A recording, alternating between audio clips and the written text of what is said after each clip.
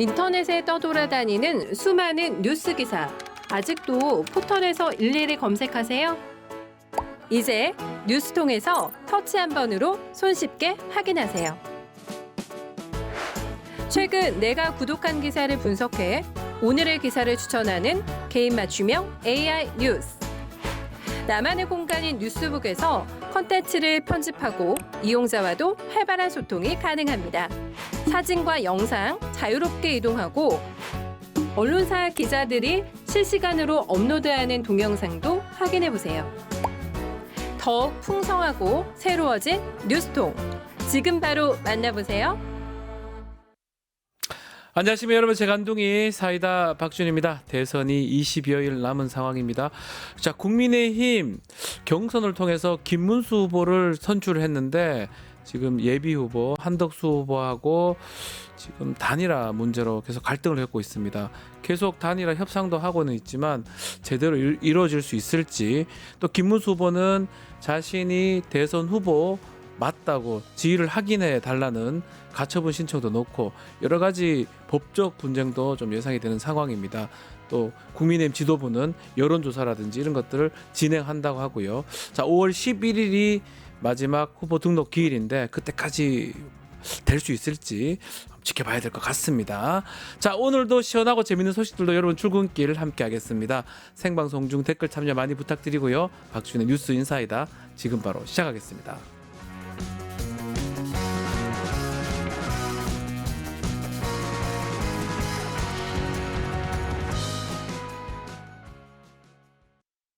유튜브 구독하고 실시간 채팅과 댓글을 남기시면 매일매일 7,000TTCO를 드립니다. 참여 방법은 통통문 어플을 다운로드하고 회원가입과 로그인을 해주세요. 마이페이지에서 나의 회원 고유 번호를 복사해주세요. 유튜브 구독 후 실시간 채팅이나 댓글창에 고유 번호를 한 번만 입력하면 준비 끝! 지금 유튜브 채팅과 댓글 쓰기 참여하고 7,000TTCO 받아가세요. 돈 버는 퀴즈쇼 증권 통파.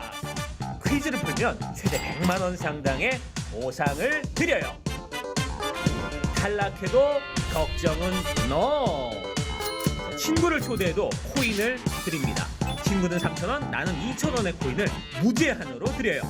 자세한 내용은 QR코드를 스캔해보세요. 상금의 주인공은 바로 당신. 바쁜 아침, 오늘 꼭 알아야 할 뉴스들 엄선해서 정리해 드리겠습니다. 듣기만 해도 이해가 쏙 뉴스픽. 오늘도 우리 뉴스토마토의 사랑 전현주 기자 함께합니다. 안녕하십니까? 네, 안녕하세요. 좋아하시네요. 네. 좋은 말이죠. 네, 자랑이자 사랑이죠. 자, 대선 얘기 먼저 해봐야 될 것 같습니다.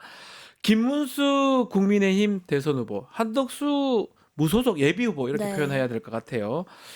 단일화 협상 두 번째 했는데 1시간 만에 끝났습니다. 결국 빈손입니다, 이번도. 네, 맞습니다. 결국 빈손 회동이었는데요. 김문수 후보와 한덕수 예비 후보는 하루 만에 다시 마주 앉아서 두 번째 단일화 협상에 나섰지만 네. 이번에도 평행선을 달리는 모습만 보였습니다. 처음에는 두 후보가 서로에게 엄지손가락을 치켜대면서 덕담으로 시작했지만 곧바로 자리에 착석한 뒤에는 분위기가 돌변했는데요. 한 후보가 먼저 만약 단일화 제대로 못 해내면 솔직히 우리 후보나 저나 속된 말로 가버린다 이렇게 표현을 가버린다. 하기도 했습니다. 이후에 한 후보는 김 후보가 당 경선 과정에서 22번이나 단일화 하겠다라고 말했다라면서 압박하기도 했고요. 이에 김 후보는 왜 경선이 다 끝나고 나타나서 청구서를 내미냐라고 반격하기도 했습니다. 중간중간에 서로 말을 끊는 등 신경전은 치열했는데요.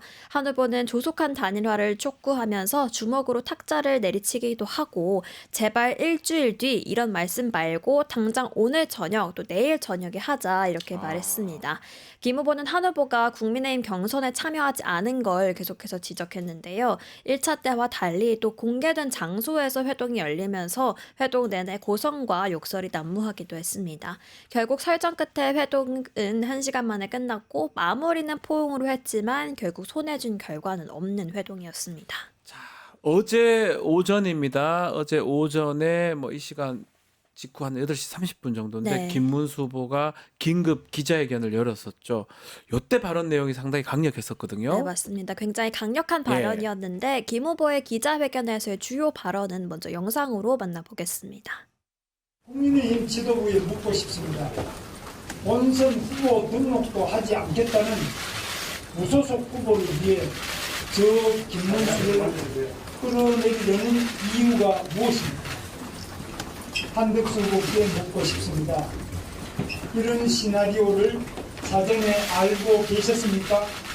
그래서 우리 당을 치열한 경선이 열리고 있을 때 대행직을 사임하고 무소속 후보로 등록한 것입니까?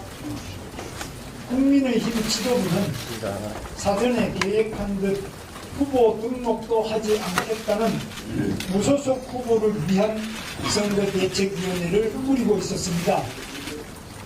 경선 후보들은 모두 들러리였습니까? 저 김문수는 당 지도부에 요구합니다. 이 시간 이후 강제 후보 단일화라는 미명으로 정당한 대통령 후보인 저 김문수를 끌어내리려는 작업에서 손 떼십시오. 저는 어떤 불의에도 굴복하지 않습니다.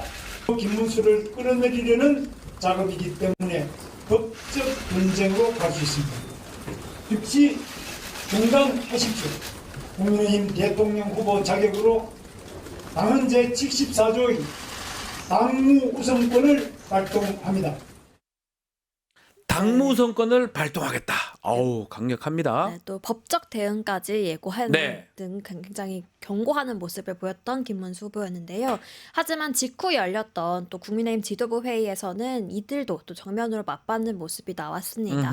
권성동 원내대표는 그 알량한 대통령 후보 자리를 지키기 위한 모습이 정말 한심한 모습이었다 이렇게 말하기도 했고요. 네. 또 지지율이 높으면 한덕수 후보가 나왔겠냐라면서 불편한 기색을 보이기도 했습니다. 김문수 후보 역시 지지 않고 당 지도부와 한덕수 예비 후보를 한 몫에 묶어서 비판하고 또 사무실을 캠프에서 중앙 당사로 옮기면서 본인이 정식 당 후보임을 강조하는 모습을 보였습니다.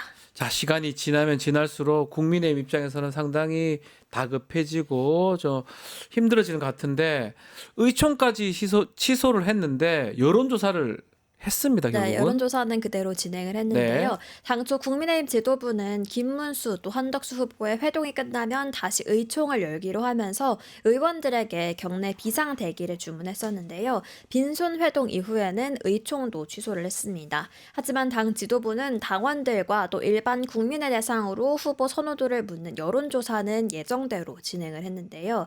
앞서서 김 후보가 기자회견에서 당무 우선권을 발동시키겠다라고 하면서 이 여론조사를 중단하라라고 한 반발에도 그대로 여론조사는 강행을 한 겁니다. 아하. 당 지도부는 앞선 전 당원 조사에서 83%가 단일화에 찬성했다라는 그 결과를 명분으로 내세우고 있는데요. 지도부는 단일화를 위한 여론조사라고 설명하고 있지만 이미 11일에 이 전국위원회 소집까지 마친 등 후보 교체 가능성을 염두에 두고 있는 것으로 그러니까요. 보입니다. 네. 또 이 후보 마감일인 11일이 코앞으로 다가오면서 이 전까지 단일화를 하지 못한다면 이 기호 2번을 할 수 없다는 점을 고려해서 이 지도부가 좀 속도를 내고 있는 것으로 보입니다. 전국위를 예정한다. 이거는 뭐냐면 후보 교체를 네. 예정하고 지금 하는 것처럼 보입니다. 그러다 보니까 김문수 후보 입장에서는 법적인 지금 조치, 뭐 가처분 신청 이런 것들을 계속 하고 있는 그런 상황이죠. 네, 맞습니다. 김문수 후보와 관련한 가처분 신청은 지금까지 3개가 법원에 접수된 예. 상황입니다. 앞서 어제도 말씀드렸던 이 가처분은 전당대회와 전국위 개최를 막아달라는 취지의 가처분 신청이었고요.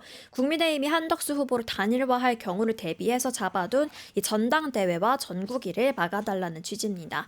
이 내용은 어제 신문기일이 열렸고 또 오늘 중으로는 가처분 신청 결과가 발표될 것으로 보이는데요.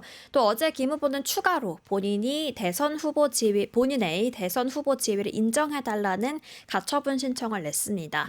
즉 대선 후보가 당무 우선권을 가졌다라는 점을 법원을 통해서 인정받아서 당이 진행하는 후보 교체 절차를 막겠다라는 전략입니다.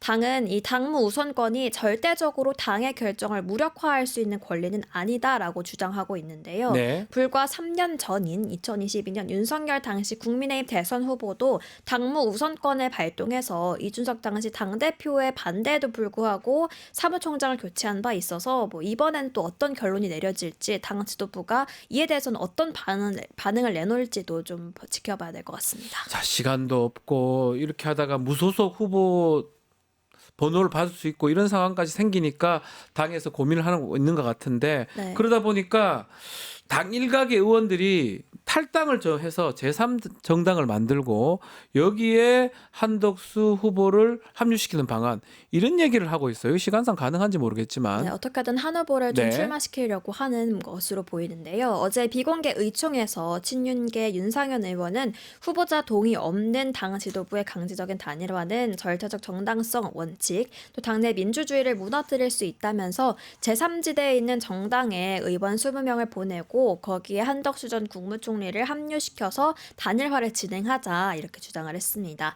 당초 한덕수 차출론을 띄운 의원들은 여러 대체 방안 중 하나가 될 수 있겠다라면서 반기는 분위기였는데요. 예.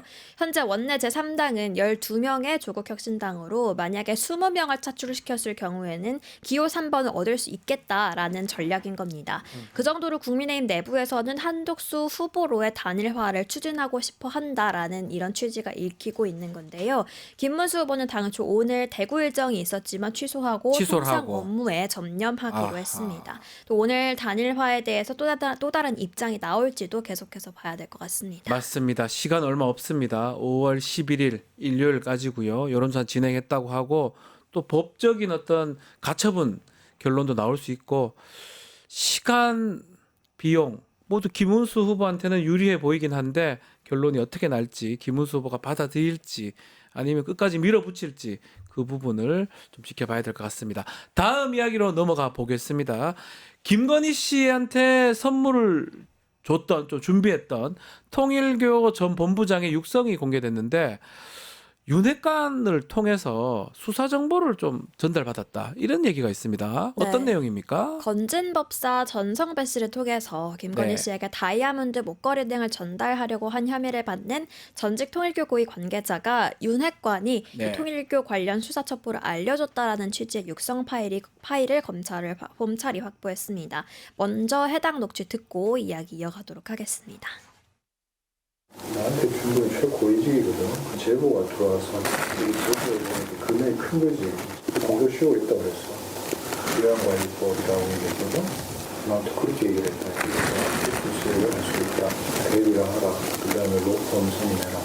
재정하고 총무 쪽은 노트북 같은 거 포맷시키라고 했어. 자료 같은 거, 웹하드, 하드디스크 빼가라고 페이퍼 같은 건 폐기하라고 그랬어. 이 해당 녹취가 언제입니까? 네, 해당 녹취는 2022년 9월에 해당되는 날짜인데요. 네. 최고위원직이 줬던 건 수사 첩보였습니다. 외국환 관리법을 위반한 이 관련 수사가 있을 것이고 압수수색에 대비하라라는 얘기를 들었던 것으로 보이는데요. 이후 윤 전 본부장은 증거를 없애라라고 지시하기도 합니다.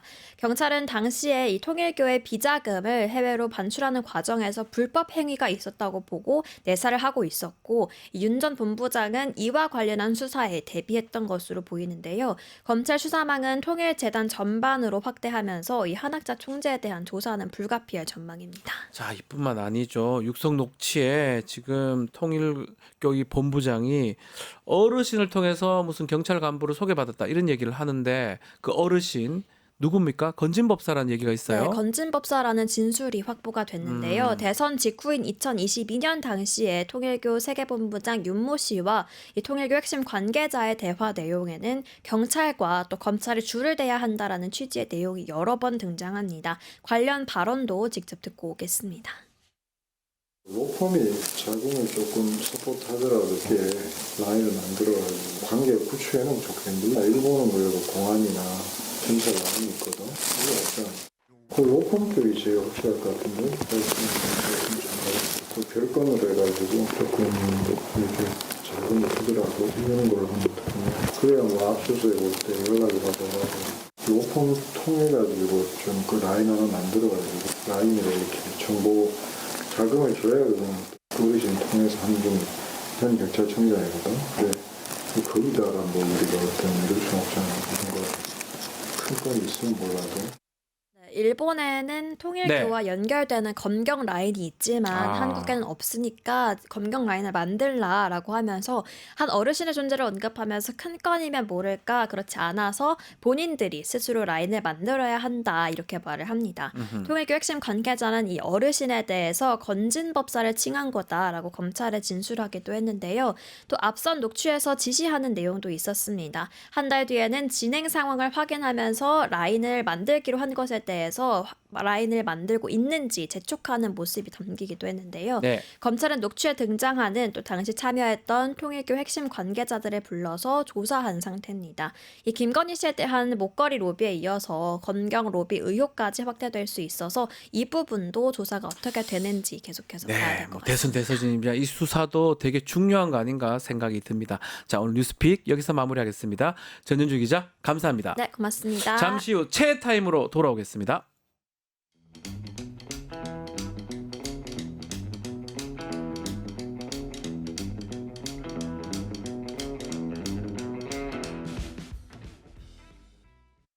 돈 버는 퀴즈쇼 증권 통파. 퀴즈를 풀면 최대 100만 원 상당의 보상을 드려요. 탈락해도 걱정은 NO. 친구를 초대해도 코인을 드립니다. 친구는 3,000원, 나는 2,000원의 코인을 무제한으로 드려요. 자세한 내용은 QR코드를 스캔해보세요. 상금의 주인공은 바로 당신!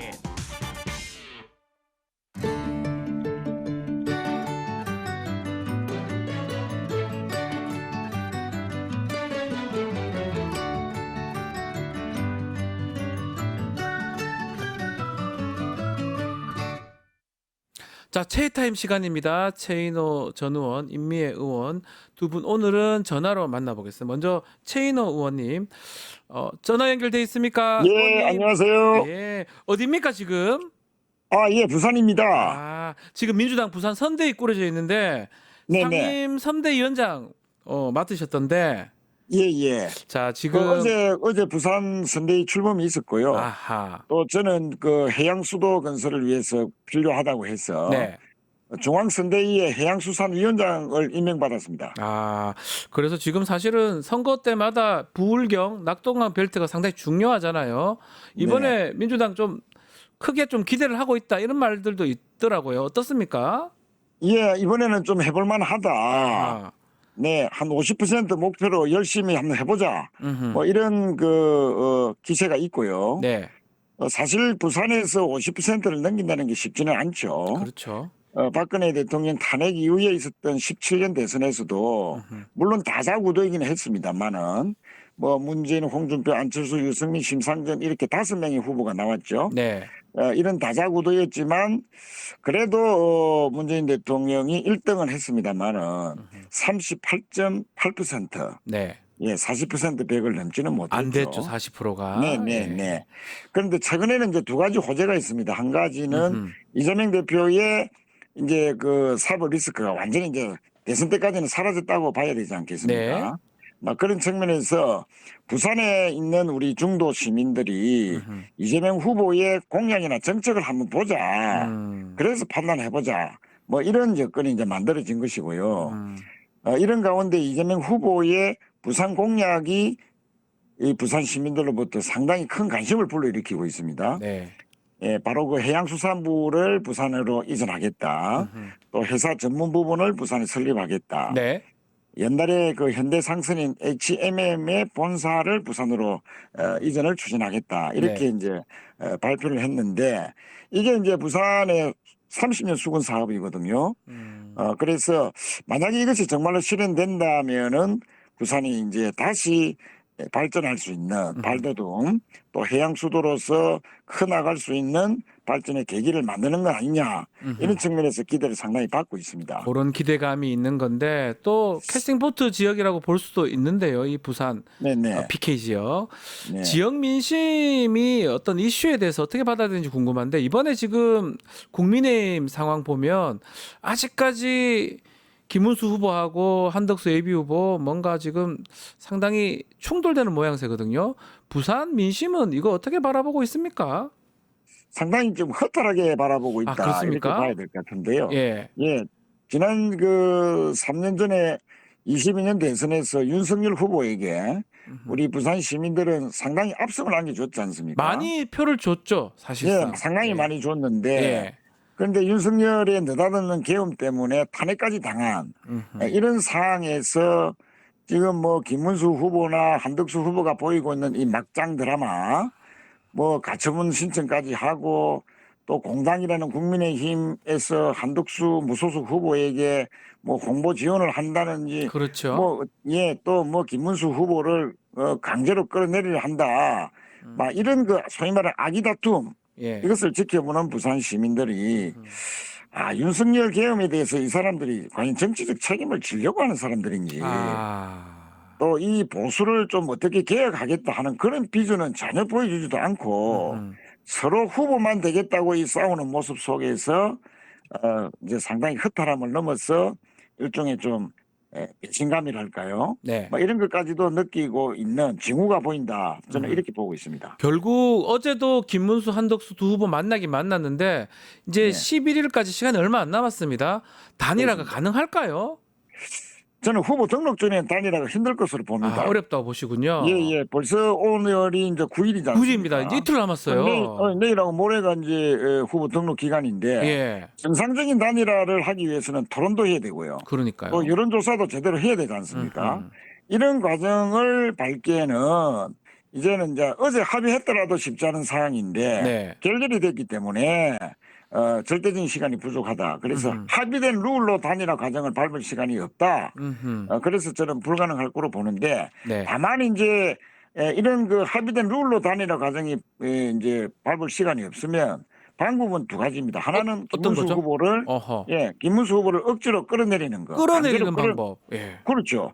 그러니까 이제 그 국민의힘 당원 당규에는 특례 조항이 있거든요. 예. 그 비대위가 비상한 상황일 때는 후보 지위를 박탈할 수 있다 하는 그건 근거로 해서 지금 실시되고 있는 여론조사 네. 그 국민의힘 지도부가 강행을 하고 있지 않습니까? 그렇죠. 그 결과 한덕수 후보가 우위다라는 그런 명분으로 이 특례 조항을 적용해서 김문수 후보를 쫓아내고 지금 이제 그 소집해 놓은 전당대회에서 네. 김문수 후보를 끌어내리는 걸 추인하면서 바로 여론조사에서 뭐 다수 우위에 나올 것으로 보는 한덕수를 후보로 이제 정한다. 막 이런 이제 강제적인 단일화. 예. 김문수 후보를 강제적으로 끌어내리고 네. 강제적으로 한덕수 후보를 단일화하는 강제 이런 단일화. 방식인데 강제 단일화 방식. 예. 그렇습니다. 그런데 이런 방식에 대해서 김문수 후보 측이 지금 가처분 신청을 두 가지를 해놓고 있지 않습니까? 맞습니다. 전당대회에 대한 무효 가처분 예. 신청과 또 후보 지위 인정 예. 또 가처분 신청을 하고 있는데 사실은 정상적인 절차를 밟은 공당의 후보를 강제적으로 끌어내리는 방식에 대해서 법원도 김문수 후보의 편을 들어주지 않겠나 네. 저는 이렇게 보고 있고요. 자, 이런 이제 법적인 대응에 막히면 결국은 이제 마지막 남은 것은 두 사람이 담판을 하는 것인데 담판을 통해서 네. 또 한 사람이 양보하는 것인데 김문수 후보는 절대 양보하지 못할 것이다. 느낌이 그래요. 지금 눈빛이 뭐 양보할 눈빛이 전혀 없습니다. 전혀 없습니다. 시간이 예. 가면 갈수록 자기 편이라고 생각하기 때문에 후보 등록 이후에 각자 이제 등록을 하고 투표 용지가 이제 인쇄되는 25일까지 약 한 2주간 네. 그 선거 운동을 하게 되면 무소속 한덕수 후보의 한계가 명백하기 때문에 뭐 자금이라든지 조직력이라든지 또 한덕수 후보가 치명적으로 탄핵당한 윤석열의 3년 총리를 했지 않습니까? 총리했던 사람이니까요. 예. 또 내란 수사도 받고 있고 예. 또 뭐 지금까지 검증되지 않았던 여러 가지 도덕성이나 또 치명적인 뭐 자기의 약점들이 드러날 수도 있기 때문에 네. 가면 갈수록 한덕수 후보는 여론조사에서 떨어질 것으로 보기 때문에 예. 결국 거꾸로 보면은 김문수 후보가 계속 정상적으로 선거운동을 해나가면 아하. 한덕수 후보를 압도할 것이다. 자, 이런 측면이 하나 있어서 김문수 후보 양보는 안 할 것이고 예. 특히 김문수 후보가 정서적으로 상당히 지금 기분이 나쁜 것 같습니다. 아, 기분이 언짢다. 예, 언짢은 정도가 아니고 완전히 꼭지가 돌 정도로 지금 예, 개강돼 있는 예. 것을 보는데 화가 나 있다. 이거죠? 왜냐하면은 예.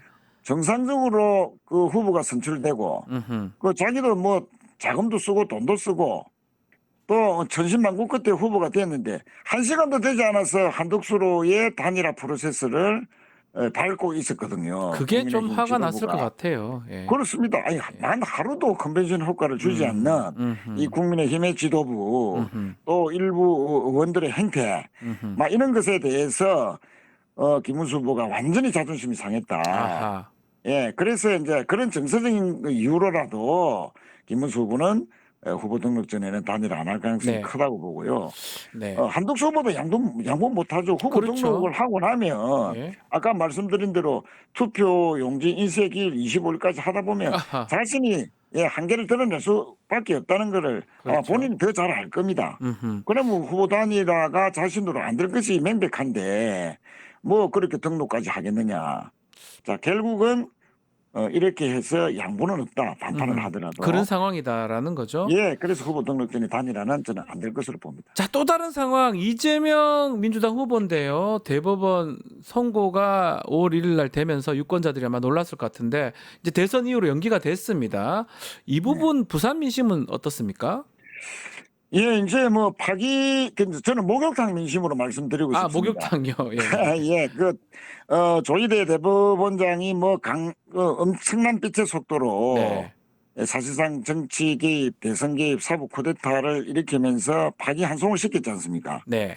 그날 목욕탕에서 그동안 숨죽이고 있던 윤석열 강성 지지층에서 박수 소리가 터져 나왔다. 아. 예, 하는 그런 이제 이야기를 들었는데 다시 파기환송심을 대선 이후로 연기한다 음흠. 하는 그 법원의 발표가 있는 날 목욕탕에서 또 목욕탕에서 예, 그 박수 친 강성 지지층들이 네. 조용히 목욕만 하고 나가더라. 아. 예, 그래 기가 이제 죽는 거죠. 음흠. 이것은 결국은 사실상의 사법 리스크가 이재명 후보로부터 이제 사라졌다. 음흠. 그런 의미에서 부산에서도 이제는 이제 이재명 대세론이 이제 확산되고 있는 네. 그런 과정을 밟고 있다. 저는 이렇게 생각합니다. 알겠습니다.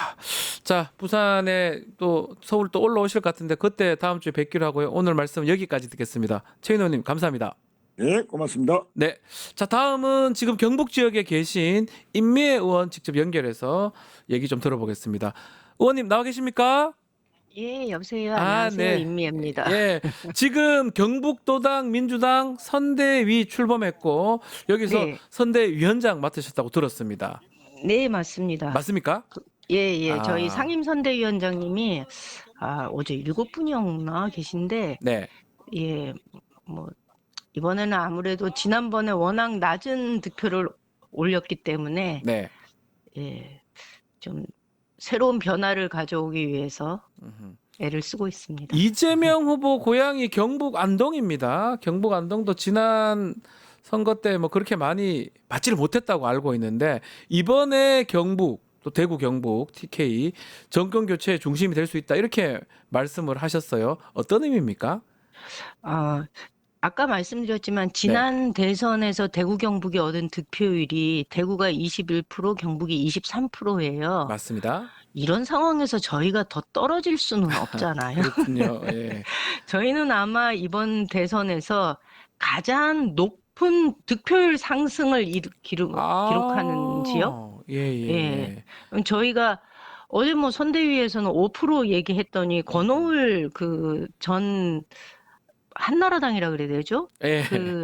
국회 사무총장도 하셨던 분이 바른정당. 예. 저희 선대위 합류를 하셨거든요. 그렇죠. 이분이 그러시는 거예요. 이건 목표치 바꿔야 된다. 이 이 5% 정도면 이재명 후보의 개인기로도 이 정도 올린다. 네. 그러면 우린 도대체 뭘 하겠다는 거냐? 더 올려라. 음흠. 이렇게 이야기하셨어요. 네. 근데 이제 실무진에서는 이게 중앙당에서 최소한으로 잡은 거여서 그 위에 우리가 플러스 알파를 얻는 거는 우리가 더 열심히 하자. 뭐 이렇게 얘기했는데 네. 저희는 아마 말씀드린 대로 가장 득표율이 높은, 그러니까 예. 상승률이 높은 지역이 퍼센트로 될 따졌을 거고, 때 높을 네, 것이다. 그렇죠. 예. 거기다가 지금 실제로 이 지역 분위기가 음흠. 과거와는 좀 많이 다릅니다. 그러니까 네. 무엇보다도 이재명 후보에 대한 그 비호감도가 굉장히 높았던 지역이었는데 지금은 그 비호감도라는 말 자체가 나오지 않는 상황입니다. 그러니까 정상적으로 이재명이라는 후보를 들여다보기 시작했고 음흠. 지금 TV 뉴스에서 대선과 관련해서 나오는 거는 이재명 후보는 정책 행보, 민생 행보를 하고 있지만 오히려 국민의힘은 자중질환에 빠진 그러니까요. 모습이잖아요. 예. 그러다 보니 사람들이 아하. 온전한 대통령 후보로 이재명 후보를 들여다보기 시작했다는 겁니다. 그래서 음흠. 되게 분위기가 네. 과거와는 많이 다릅니다. 지금 말씀하신 부분입니다. 국민의힘 단일화 부분. 대구 경북 지역, 특히 경북 지역은 뭐 그래도 보수적이니까 국민의힘을 좀 지지하는 분들이 많은데 특히 지금 단일화 이 부분은 그 민심이 어떻게 바라보는지 궁금하네요. 어제 제가 예. 전화를 받았는데요. 아주머니들이 모여서 저희는 이렇게 마늘을 많이 생산하는 곳이다 보니까 의성이죠. 경북 의성. 네, 마늘. 마늘 작업을 하는 네. 마늘전에 계신 분들이 전화가 와서 막 이 국민의힘 욕을 하는 거예요. 아, 예, 예. 이게 국민이 지금 먹고 살기 이렇게 힘들고 음흠. 나라가 이렇게 엉망인데 쟤네들 하는 짓거리를 보면 자기가 평생 국민의힘을 찍어왔는데 이제는 네. 한 표도 주고 싶지 않다. 이번에는 쟤네 당은 망해야 된다라는 얘기를 아주 서슴없이 막 하시는 거예요. 그래서 제가 어디 계세요? 저도 의성인데 찾아뵐게요. 이렇게 얘기를 드렸더니 예. 아이고 아니다. 우리 어차피 시장에도 오고 하면 볼 수 있으니 오늘은 이 전화로 대신 하자 이러면서 전화를 끊으셨어요. 아하. 저희 이 지역 사람들이 보기에는 이건 후보 단일화가 아니죠. 정상적인 상황이 아니에요. 네. 이거 강제로 이 김문수를 끌어내리겠다라는 모습이잖아요. 그렇게 그러니까 보이죠. 예. 이 상황이 지속이 되면 오히려 한덕수를 지지했던 사람들도 저는 제가 볼 때는 김문수로 돌아갈 것 같아요. 왜냐하면 한덕수는 단일화와 관련해서 어떤 명분도 없는 사람이고 예. 고집으로 비춰지거든요. 그리고 네. 무임승차하려는 사람으로 비춰지는 반면에 김문수 후보는 정당의 정상적인 절차를 거쳐서 당선된 사람? 그렇죠. 예. 그러니 이 사람이 고집을 부리는 것도 명분이 있는 걸로 보이는 거예요. 그리고 어제 저한테 그러더래. 불쌍하다. 아, 김문수 후보가 불쌍하다 이렇게 불쌍하다. 왜냐하면 주민분들이 그렇죠. 왜냐하면 윤석열이 지난번에 나경원하고 김기현하고 당대표 선거에서도 기어코 나경원 끌어내리고 김기현 세웠잖아요. 예.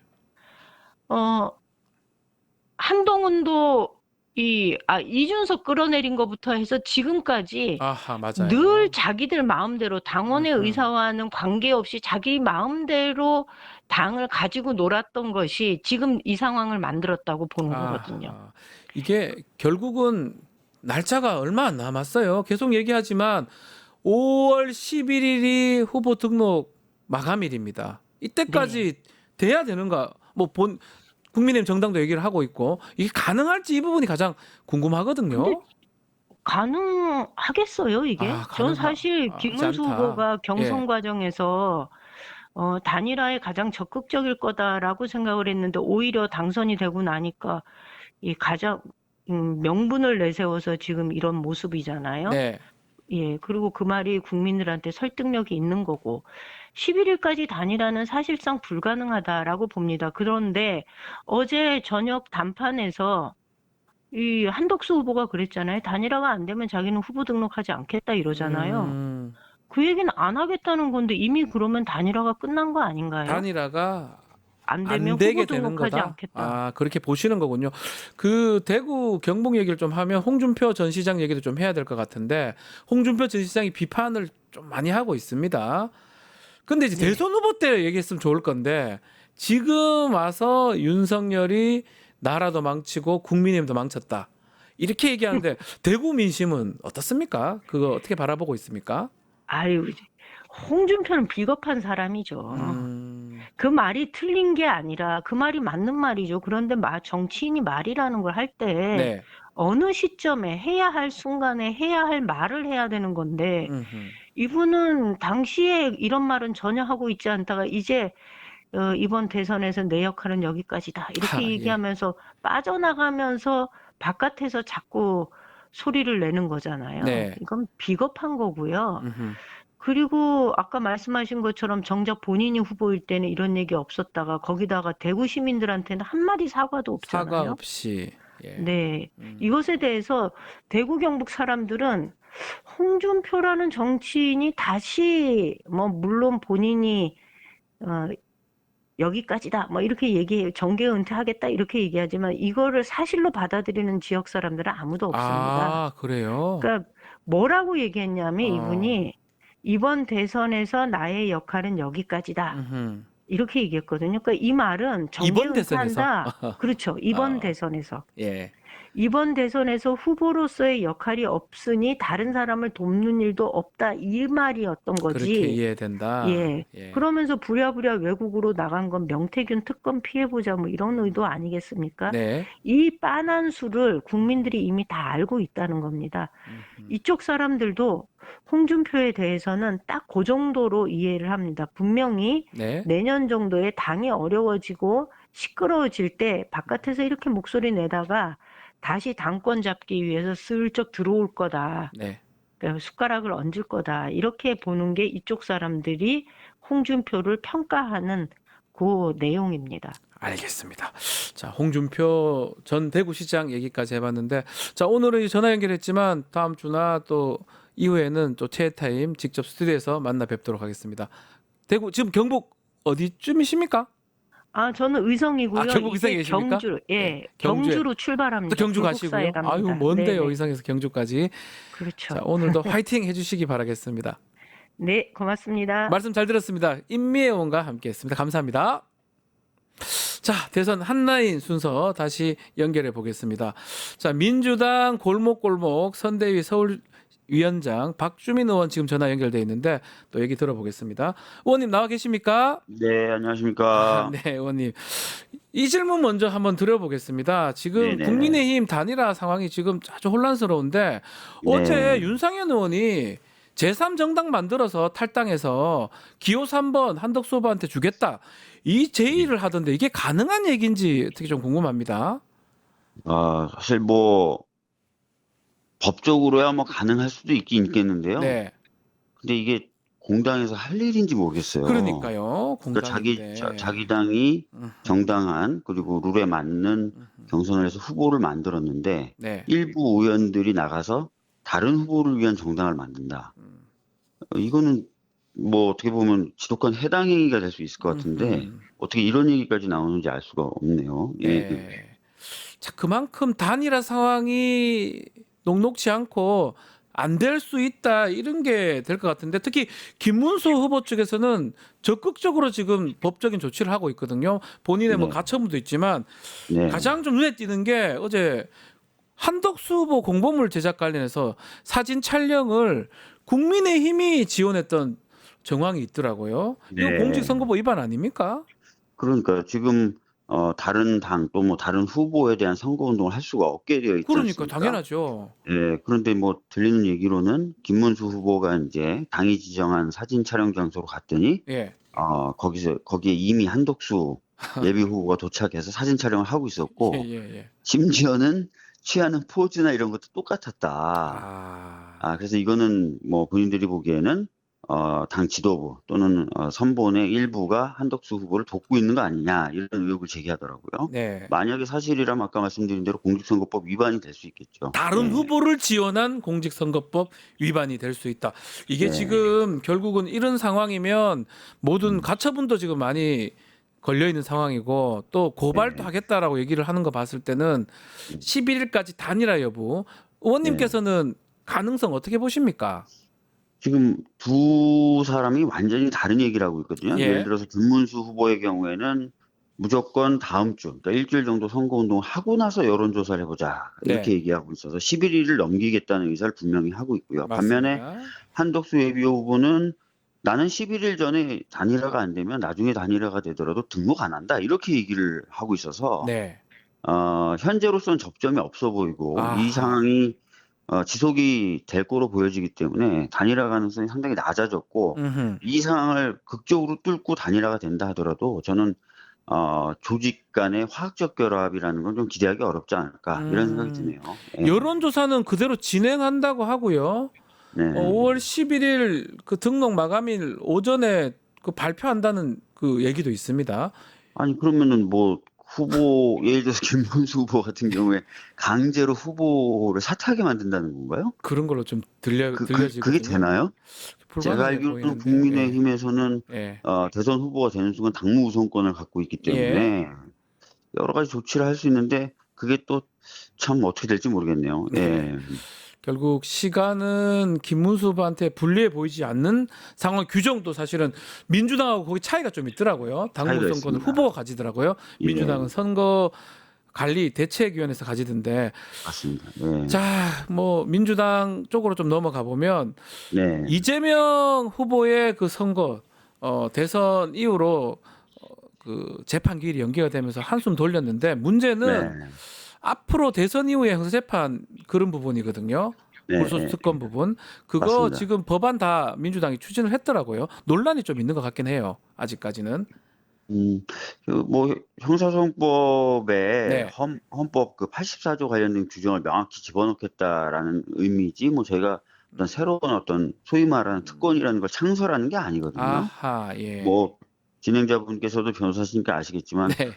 소추를 금지하는 헌법 조항이 있죠. 대통령이 되면. 근데 네. 소추의 의미에 대해서 절대 다수의 헌법학자들은 기소를 제기하는 것뿐만 아니라 제기된 소송을 진행하는 것까지 포함하는 걸로 해석하고 있고 실제로 제가 헌법 교과서들 다 보니까 저도 찾아봤습니다. 예, 뭐 거의 100%에 가까운 헌법학자들이 그렇게 해석을 하고 있었고 그럼 쉽게 말하면 그렇게 다수 의견, 다수 학설을 입법화한다고 확인적으로 입법해준다 이렇게 보면 되는 겁니까? 네, 그것뿐만 아니라 그 예전에 저희가 검경 수사권 조정하면서 검찰의 수사권을 축소한 적이 있었고 예. 거기에 대해서 이제 검사의 헌법상 권한을 침해한다는 이유로 한동훈 전 대표가 법무부 장관 시절에 권한쟁의 심판을 청구한 적이 있었어요. 네, 헌재. 맞습니다. 예. 예, 그때 이제 저희가 자료를 찾아보니까 헌재 재판관이 법무부 측에 물어봐요.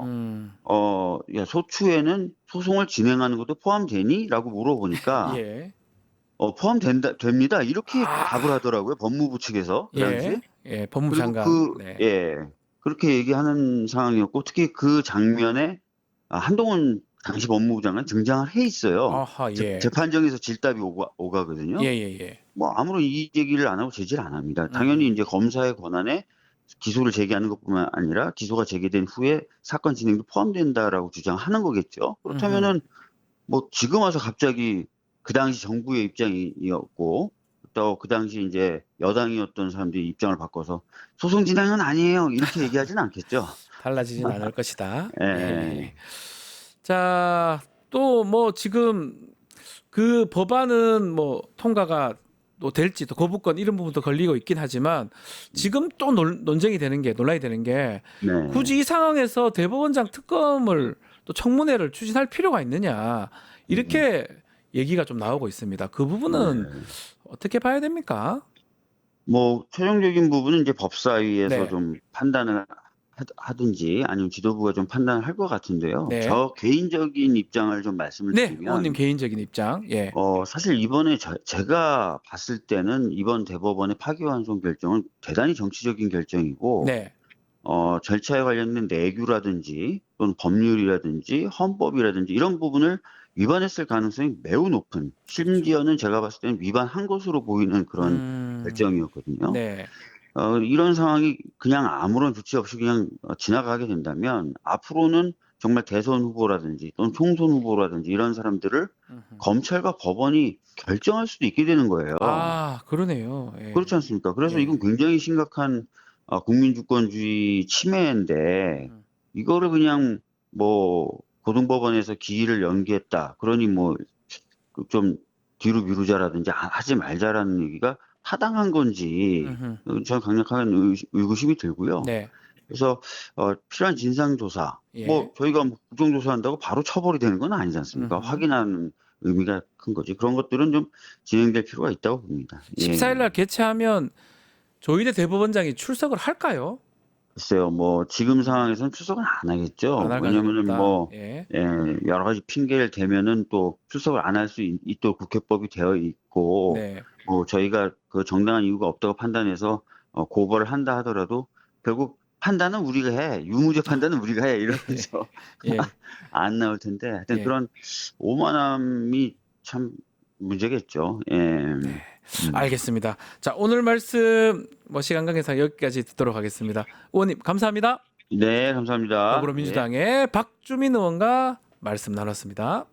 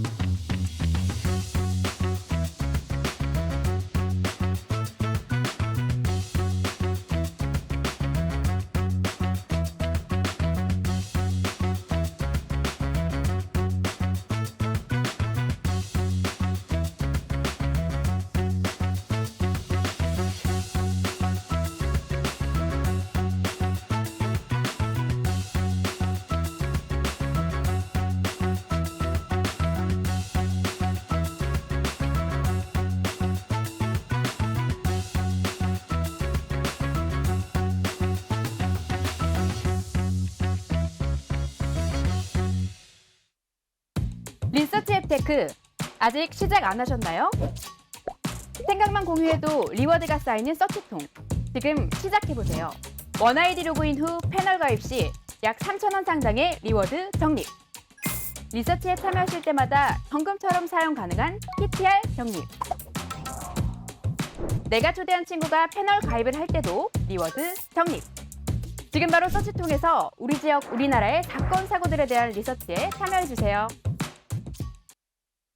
최강 디펜스 플러스 부승찬 민주당 의원 스튜디오에 직접 함께하겠습니다. 안녕하십니까? 안녕하십니까? 자, 이 뭐 국민의힘 상황이 지금 녹록치가 않습니다. 저 질문 한번 드려보고 싶은 게 김문수라는 사람, 김문수 후보. 저는 그럴 것 같다고 생각을 했었거든요. 그리고 다른 방송이나 우리 여기 뉴스 인사이드에도 김문수 후보를 이렇게 쉽게 생각할까? 안 될 것 같은데라고 했는데 의원님 그 어떻게 지금 상황 어떻게 보시고 계십니까? 저는 뭐 이게 사실은 네. 정말 국민의힘 지도부가 정말 잘못했어요. 친윤이 그잖아요. 그렇죠. 아니 그냥 일반인도 열받잖아.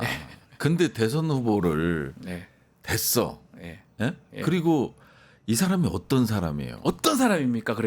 그러니까 자유통일당까지 가서 예, 정광훈 목사와 손잡고 초대 당 대표까지 한 사람 아니에요. 네. 근데 드디어 내가 생각지도 못한 거기에 들어왔잖아요. 네. 그 시작은 그거였죠. 개헌 끝나고 나서 이제 본회의장에서 서영교 의원이 다 사과해라 했는데 안 했어요. 네. 꽃이 있었죠. 네. 그때부터 이제 구구 세력들, 네. 보수 세력들, 지금 뭐 보수라고도 할 수 없지만 거기서 이제 단박에 1위로 올라오잖아요. 맞습니다. 지지율 때부터. 국힘 지지율 1위로 올라오면서 정치 인생이 완전 바뀐 거죠. 야, 내 도지사까지는 어찌어찌 했는데 설마 대선 후보? 그리고 그 자유통일당 그 국회의원 원내 진출 한 명도 못 시킨 데서 거기서 이제 초대 당대표 하다가 갔잖아요. 그 얼마나 이게 그게 아니라 내년 또 6월에 지방선거 있잖아요. 거기에 이제 참모 중에 김재원하고 차명진이 있잖아요. 이 사람들은 상상 초월하는 사람들이에요. 김재원 비서실장 또 차명진 전 네. 의원 와 두 사람. 네. 어찌 보면 김문수보다 더 센 사람들이에요. 아 근데 이거를 지금 우리 김종대 의원님 이제 같이 하는데요. 저희 지금 김문수 후보라는 사람을 얘기를 좀 하고 있습니다. 그 국민의힘 지도부는 왜 김문수에 대해서 이렇게 몰랐을까? 김종대 의원님도 그렇고 계속 얘기를 했어요. 김문수가 만만한 사람이 아닌데, 양보할 사람이 아닌데, 더더군다나 그 옆에는 김재원, 차명진 전 의원 두 사람이 또 포진이 돼 있거든요. 아니 김문수가 누굽니까? 누굽니까? 왕년에 우리 진보정당 사람들이 김문수를 모르면 누가 합니까? 그러니까요. 예, 또 그 심상정 의원의 중매를 썼고 멘토였고 그 얘기도 지금 나오고 있죠. 금속노조를 만든 그 선후배가 김문수 심상정이죠. 이야 이게 참. 예, 그런데 이런 변절한 진보는 우리 같은 정통 진보가 손을 봐줘야 돼. 네, 손을 봐줘야 됩니까? 예, 사실 누가 보겠습니까? 네. 우리가 봐줘야지. 그 왕년에 보안사 끌려가서 물고문 정기고문 다 받고 그 안 꺾였던 문수 형이 네. 이 정도에 밟힌다고 꺾여? 그 말도 안 되는 소리들 하고 계셔. 그러니까 거의 다 예측을 이렇게 했는데 국민의힘 지도부만 몰랐던 것 같아요. 그런 느낌이 들어요. 아니 그러니까 이제 기득권화 됐겠지 이랬는데. 그렇게 생각을 했을 것이다. 그렇죠. 이제 오랫동안 꿀을 빨지 않았습니까? 말 잘 들을 것이다. 그러니까 이렇게 뭔가 되는 자리 거기에다가 전형적인 이 어떤 행태를 보면은 지금 윤핵관들, 친윤들의 행태는 명나라 말기의 황관 정치. 황관이다. 예. 황제가 사라졌는데 황제의 측근에 있던 황관들이 계속 그 관료들을 통제하고 네. 정권을 쥐고 흔드는 전형적인 그 황관 정치인데 원래 우리나라 보수 정치의 법통은 이 세도와 파벌을 비판하면서 회복되는 이런 어떤 품격이 있었거든. 그랬는데 이번에 이 황관들이 그냥 그걸 다 하니까 가장 시대착오적인 김문수가 오히려 가장 적절한 문제 제기를 하고 있는 형국입니다. 야 이게 결국 이렇게 보다 보니까 정당사에 저는 전 세계적으로 유례가 없는 일 같은데요. 유례가 없죠. 자신의 후보예요. 예. 엄청 그 후보를 싫어해. 예. 그리고 다른 후보를 지금 올리려고 하고 이런 모습을 본 적이 없거든요, 사실은. 그게 이제 사실은 우리가 이제 윤석열 대통령 시절에 이게 친윤이 마음대로 했잖아요. 당은 진짜 한 사람에 의해서 자지우지 됐죠. 네. 예, 최소한 민주진영에서는 뭐 대통령실이 됐건 청와대가 됐건 한마디 하면 거기에 아우성이라도 지르긴 했었는데 원래, 윤석열 아니 뭐 보수도 마찬가지였죠. 그랬는데 이게 당대표 선거를 하면서 다 날렸잖아요. 예. 그래서 김기현 같은 경우는 아예 뭐 이임식도 못하고 뭐 그냥 페이스북에 소감 하나 쓰고 당대표에서 물러나는 그런 모습들을 보면서 이제 권선동이나 권영세가 말 한마디면 끝난다고 생각했죠. 김문수도 예외는 아니다. 특히나 이제 김문수 같은 경우는 본인들의 은덕을 받았다고 생각을 할 거 아니에요. 근데 가장 핵심적인 거는 뭐냐면 결국은 김문수는 가진 게 없었다. 가진 게 없는 사람이 제일 무섭거든요. 가진 게 없다. 그렇죠. 재산도 뭐 10억. 얼마 없더라고요. 신고가 10억 했는데 이번에 많이 썼죠. 거의 다 돈 내고 뭐 본인의 예금액보다 맛있었어요. 많이 써. 봉천동 아파트 좀 담보 좀 잡혔을 거예요. 그럴 가능성 높아 보여요. 그래서 물론 후원회가 있으니 상관없지만 후원금이 있으니까. 그러다 보니까 이제는 완전히 한 2, 3일 전까지만 해도 김문수가 단일화 시도를 하면 한덕수한테 질 거다 생각은 했지만 지금은 안 그렇거든요.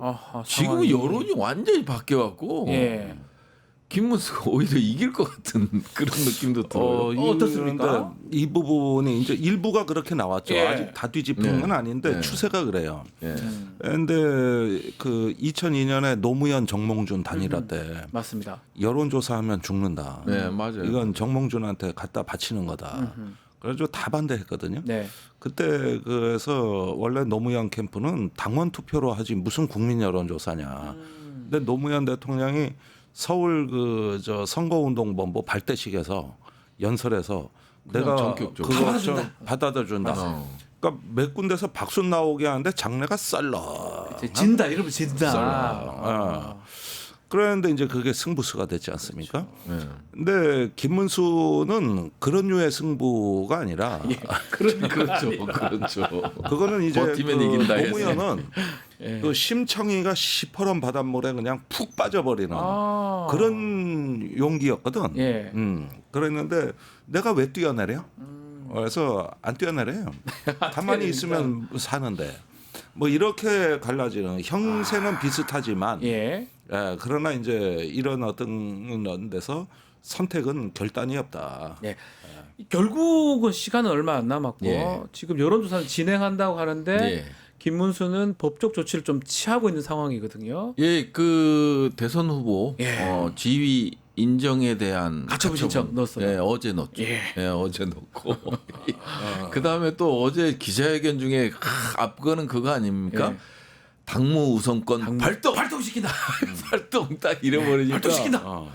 이야 그냥 이제 쩔쩔매는 거죠. 국민의힘도 고생 좀 해봐야 돼. 이제 단식 들어갔잖아요.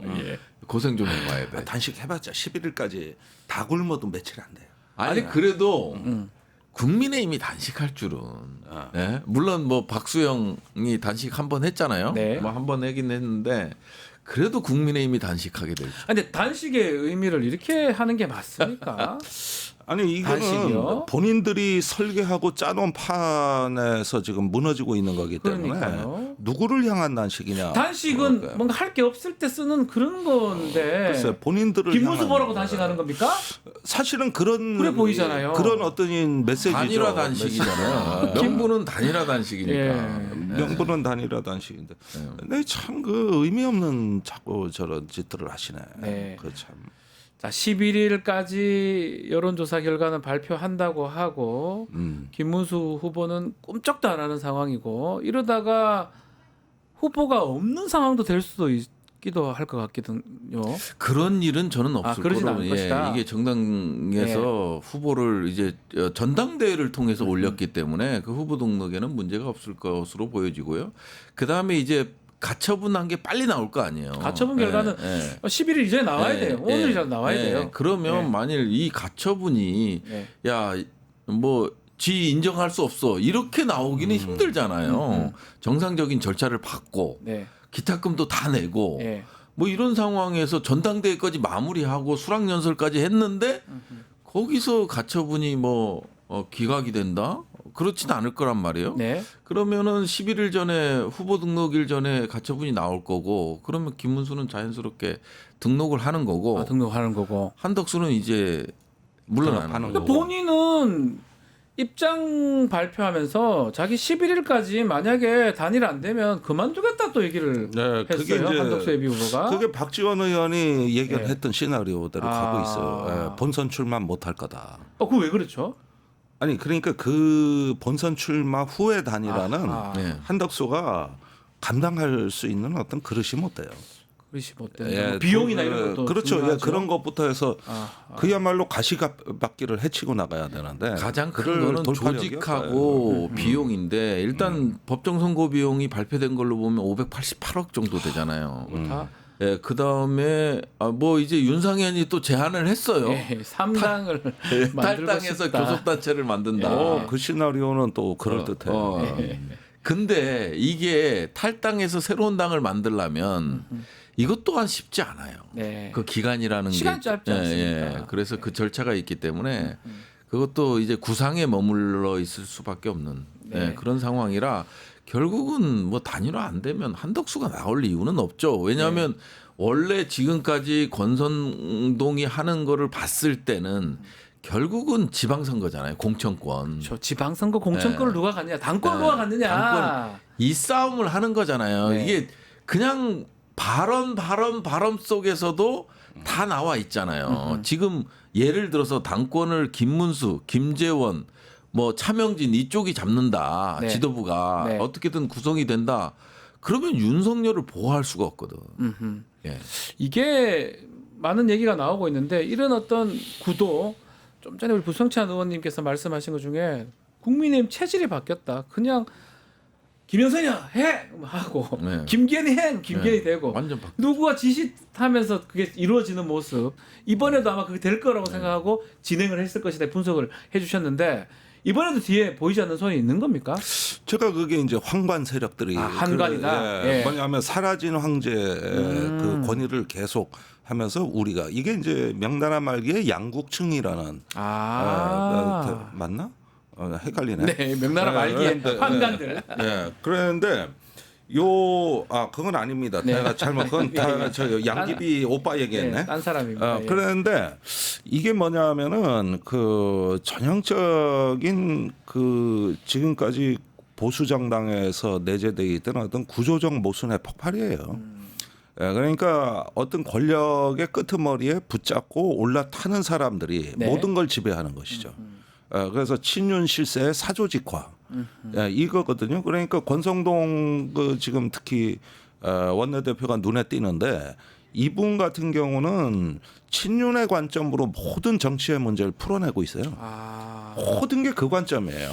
후보, 전당대회, 뭐 후보 단일화 모든 것들이 어떤 그 윤석열과의 특수관계에서 형성된 친윤의 그 로얄 패밀리 관점 이걸로 모든 전국의 아젠다를 풀어내거든요.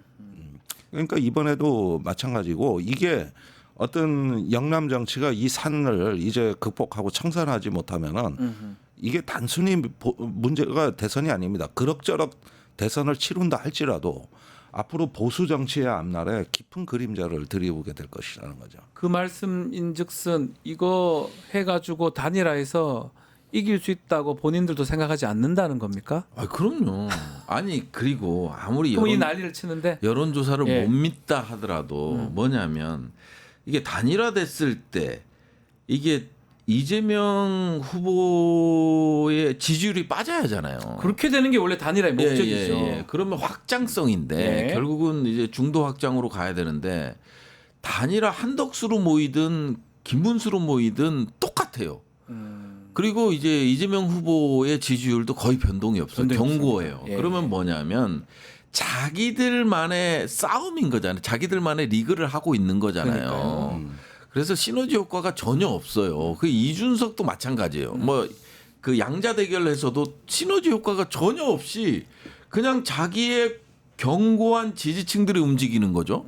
이준석은 좀 달라요. 뭐냐면 이준석이 한덕수 김문수의 어떤 단일화 배에 올라탄다. 네. 그랬을 때는 이준석의 약간 지지를 했던 사람들이 오히려 다른 쪽으로 갈 가능성이 높아 보여요. 그러다 보니까 이준석 단일화 카드는 그닥 좋아 보이진 않아요. 좋아 보이지 않고 네, 오히려 민주당한테 유리하게 작동할 수밖에 예. 없는. 네. 지금 뭐 빅텐트고 뭐 스몰 텐트도 안 될 것 같은데. 빅텐트 뭐 그거 이제는 찢어진 텐트죠. 찢어진 텐트다. 자, 이 국면에서 한 의원이 좀 주목을 받는데요. 김상우 의원입니다. 네. 탈당을 했습니다. 결국은 네. 뭐 발언은 그거예요. 이재명 후보도 또 이준석 후보도 다 만날 의향이 있다라고 네. 하는데 뭐 민주당하고 좀 대화가 좀 되고 있습니까? 글쎄요, 아직까지는 대화는 되고 있지 않고요. 개인적 대화를 많이 나눴습니다. 개인. 예. 우리 부승찬 의원님이 예. 직접 김상우 의원하고 엄청 친하잖아요. 뭐 워낙 친하고 그다음에 제가 그 방에 놀러 가고 네. 뭐 이제 눈치를 보면서 김상욱 의원이 제 방에 놀러 눈치를 봐야 됩니까? 아니 그때는 눈에 띄면 또 뉴스가 나와. 아니 왜냐하면 부승찬이가 국민의힘에서 별로 좋아하는 이미지상은 아니니까. 네. 그래서 이제 김상욱 의원이 이제 전화 와서 놀러 오겠다고 그러면 야, 너 당에서 또 찍힘 당할라. 지금도 힘든데. 네. 뭐 이런 얘기도 많이 하고. 야, 오히려 내가 갈게. 네. 그래서 이제 뭐 가서 이제 한두 시간씩 앉아 있다 오기도 하고. 그래서 어제도 통화를 했고요. 어제도 통화를 했고 개인적으로는 아주 친분이 있고 그렇습니다. 어떻습니까? 이게 지금 탈당은 이제 했는데 고민을 많이 했던 것 같아요. 탈당을 하고 민주당 입당 가능성 또 이게 민주당 온다면 그 시너지 이런 게 있을까요? 아니 일단 민주당 입당은 저는 좀 찬성하기 어렵습니다. 그것도 그렇습니까? 이렇게 빨리. 국민의힘에서 이제 이 정당은 희망이 없다. 보수를 바로 세우겠다. 네. 이렇게 해가지고 어떤 그 독립적인 목소리를 낸 거고 그런데 이것이 마치 다른 당에 가기 위한 시나리오라 그러면 본인한테도 당장은 명예스럽지가 않기 때문에 저는 일단은 있는 그대로 그 판단을 존중해 줄 필요가 있다. 그리고 본인이 이제 편하고 명분이 있을 때 어떤 또 다른 선택의 기회가 있는 것이지 이거 절대 강요할 일은 아니라고 생각이 되고요. 예. 일단은 그렇습니다. 이 지금 보수의 그 자정 능력이랄까 어떤 중심이 완전히 해체된 상황이기 그런 때문에 상황이라고 봐야 되겠죠. 예. 이런 면이라면은 본인이 여기에 있는 것보다는 바깥에서 새로운 보수를 외치야 결국은 나중에 희망이라도 작은 거 살릴 수 있지 않을까? 이런 정도 생각인 거거든요. 그래서 제가 보기에는 뭐 나는 이재명 캠프에서 만나고 싶어 할 것 같아요. 또 소중한 어떤 저 목소리고 또 이왕 중도 보수를 외치는 어떤 그 후보 입장에서야 네. 만나고 싶지만 너무 그걸 재촉할 필요는 없다. 네. 본인이 마음 편하게. 이재명 후보께서는 만날 의향이 있다 이렇게 말씀을 하셨더라고요. 그래서 이제 또 이거에 대한 또 김상욱 의원의 답도 있었고요. 예. 시기, 뭐 장소, 방법 이런 것들을 전부 민주당에 위임해서 한번 만나겠다. 왜 그 막 이게 양다리 뭐 이런 얘기를 하는데 김상욱 의원 같은 경우는 그거였어요. 뭐냐면 아까 말씀하신 거예요. 뭐 민주당에 들어가겠다. 그리고 특히나 시기적으로 이제 대선 전국이잖아요. 그렇죠. 그러면 탈당의 의미가 없는 거죠. 그래서 본인은 진정한 보수를 되살리겠다 이런 생각을 갖고 있는데 그러다 보니까 이제 이준석, 이재명 두 분을 다 만나고 싶다 이런 탈당 기자회견에서 했던 거거든요. 그래서 김상욱 의원이 저도 얘기를 했지만 야 너는 너라 해도 뭐 나이가 또 아니 이게 많으시죠. 사적으로 예, 만난 두 분이 거니까 사적으로, 예. 그래서 야 어떻게 견디냐 그래서 자기도 너무 힘들다는 힘들겠죠. 거 힘든데 예. 이번에 그 단일화 과정을 보면서 야 이거는 정당이 아니다라는 생각을 했대요. 단일화가 그게 컸군요. 완전 컸어요. 계엄 때보다 더 컸대요. 예. 아 여기서 보수가 무너지는구나. 국민의힘에 보수가 없구나 하는 생각을 한 것 같아요. 그러다 보니까 자기는 이제 보수의 가치를 지향하고 있는데 그런 상황에서 덜썩 민주당에 갈 수도 없고 그러다 보니까 또 보수의 가치를 지향하는 또 이준석이라는 또 존재가 있잖아요. 네. 그래서 이 사람들을 다 만나보고 자기의 가치를 또 내가 어느 당에 들어가서 나의 보수의 가치를 살릴 수 있을까 이런 고민점에서 이제 남아있는 그렇죠. 이제 이재명, 이준석 그거지. 두 분 만날 수 여기 있다? 아니면 예. 여기 양다리 전략은 아니다. 아니고요. 예. 김상욱 의원을 칭찬하는 게 아니라 지금까지 제가 계엄 때부터 쭉 만나온 김상욱은 그런 인물은 아닙니다. 네. 어디 양다리 걸치고 이런 인물은 스타일 아니다. 예. 지켜보기로 하고요. 민주당 얘기 좀 해보면 조희대 대법원장 청문회 특검 추진했는데 특검은 보류했네요.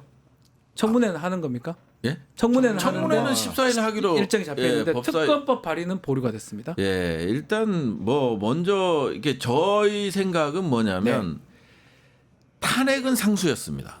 예, 탄핵은 이거를 묵과할 수 없다. 위법한 행위가 보이고 헌법을 헌정 질서를 유린한 게 보이는데 이거를 탄핵해서는 안 된다. 이건 아닌 것 같아요. 네. 그래서 거의 다 의견의 일치가 있었습니다. 그럼 시기적으로 언제냐? 예. 이런 논쟁이 있었고 그러다 보니까 이제 고법 그때 당시에는 뭐 기일 변경 신청이 안 받아들여 결과가 안 나왔었기 때문에 그러면 고법에 치중하자. 앞산을 넘고 뒷산을 넘어야지. 바로 뒷산으로 가는 건 아닌 것 같다 해서 시기의 문제가 남아 있었던 거고요. 그러다 보니까 일단 청문회를 해보고 청문회에서 이제 뭐 답변이라든지 증거라든지 이런 게 나올 거 아닙니까? 예. 그러면 이제 뭐 특검으로 갈 수밖에 없는 거죠. 그때는 또 특검이 가능할 수도 있는 거죠. 그렇죠. 지금은 보류인데. 예. 자, 이제 청문회가 이제 14일날 예정이 되긴 했는데 예. 청문회 통해서 뭐 어떤 부분을 들여다볼 수 있을까요? 일단 또 본인이 나올지도 의문이고요. 네, 그렇죠. 그게 네. 이제 가장 큰 문제. 출석 부분이 뭐 이 보면 검찰총장도 뭐 나오라고 그러면 안 나오는데 증인으로 채택해. 대법원장이 나올까 이것도 의문스럽긴 합니다. 그런 것들이 좀 있어서 네. 오히려 또 안 나오면 안 나온 대로 더 사법부에 대한 불신이 커지는 거니까요. 네. 예. 그래서 이 청문회에서 특히 이제 중점적으로 봐야 될 거는 뭐냐면 그 이제 이 재판 그러니까 사법농단을 보겠죠. 네. 절차적 정당성과 이런 것들에 있어서 왜 대법원장은 이 내규를 무시하고 바로 판결 선고 전원 빨리 합의체 진행을 넘기고 시켰냐. 그다음에 또 심리를 2번밖에 안 하고 안 했냐. 그리고 바로 넘기고 또 고법에서는 왜 또 기일 지정을 딱 하루 만에 다 지정하고 집행관 송달 촉탁까지 했느냐. 그렇죠. 이게 커넥션이거든요. 이런 부분들에 대해서 아마 집중적으로 살펴볼 것이다. 그 과정에 대해서 집중적으로 살펴볼 수밖에. 근데 한편으로는 그 고등법원 앞산이라고 말씀하셨는데 고등법원 재판부에서 기일 연기해 줬어요. 네. 그러니까 뭔가 리스크라고 할 수 있는 이른바 그거는 이제 해결된 상황이면 굳이 그걸 하는 게 중도층한테 대법원까지 부르는 게 안 좋지 않냐 이런 얘기도 있거든요. 그러니까 조금 지켜봐야 될 변수가 오늘 오전 10시까지 법관회의 소집 내부 투표가 들어가 있습니다. 네. 이 문제로 법관회의가 소집될 거냐 말 거냐. 그 부분이죠. 그다음에 여기서는 이제 조희대 대법원장 거취 문제가 논의될 가능성이 있습니다. 그다음에 법원 노조하고 법학 교수들이 지금 성명이 성명 냈어요. 어제. 현직 판사들은 그 전에 냈고 그러면은 일단 입법부가 응징을 하는 것도 있지만은 그 전에 사법부의 자체 문제 해결 능력이 있느냐는 살펴볼 필요가 있겠습니다. 어떻게 보면은 외부 세력에 의해서 교정하고 탄핵하는 방식도 있겠지만은 자체적으로 해결해 주는 게 제일 좋은 방식. 자정이 제일 좋죠. 자정이 제일 좋습니다. 그런데 이런데 상당 부분 법조인들이 뜻을 같이 한다면은 굳이 입법부가 일정을 강행하는 것보다는 조금 여기에 맞춰서 대응 시나리오를 짜는 것도 나쁘지 않다. 그다음에 나중에 최종 법정 문제는 헌재로 갈 가능성이 헌법재판소로 또 있습니다. 그러면은 여기 이해관계자가 입법뿐만이 아니고 지금 같은 법조계 내에서도 상당히 있거든요. 맞습니다. 그래서 이런 전체적인 어떤 흐름을 보고 전체를 통찰해서 이걸 선거 전략으로 끌고 가야지 지금은 어느 정도 좀 시간을 벌었기 때문에 여기에 모든 걸 올인할 필요는 없어 보인다. 그런 부분들은 아마 민주당 선거 캠프 내에서도 상당한 다양한 의견이 나오는 걸로 저는 알고 있거든요. 뭐 우상호 또 뭐 그 강금실 이런 부분들이 아마 신중론을 얘기하는 것 같고 그래서 그런 부분들은 좀 한번 살펴보시고 이 선대위에서 최종적으로 결정을 합니다. 그렇겠죠. 저희가 이제 원내에서 하는 게 아니라 결국은 이제 대선 후보가 지정이 됐고 선출이 됐기 때문에 확정이 됐기 때문에 이제 원내 대책본부가 사라졌거든요. 그래서 이제 선대본으로 넘어간 상황이고 그러다 보니까 이제 원내에서 그냥 막 밀어붙일 수만은 없어요. 근데 이 사법농단에 대해서 국민들이 100만 이상이 이틀 만에 이런 것들이 있거든요. 요구가 있어요. 요구가 있다 보니까 국민의 알 권리는 충족시켜 줘야 된다. 단순히 선거 전략에 맞춰서 이거를 약간 잠시 뒤로 미루자. 이런 것도 있지만 이 국민적 요구의 분출 이런 것들이 결국은 국회의 역할이라고 생각을 하거든요. 그래서 그런 부분에 있어서 청문회도 실시가 되는 겁니다. 그리고 이런 부분에 대해서는 이 사법부에서도 명확히 본인들이 어떻게 했다라는 거를 국민들한테 알릴 필요가 있는 거예요. 지금 그거와 더불어서 뭐 김주옥 부장판사, 노행남 부장판사들이 이제 대법원장 사퇴까지 거론하고 비판 있고, 글들 올렸죠.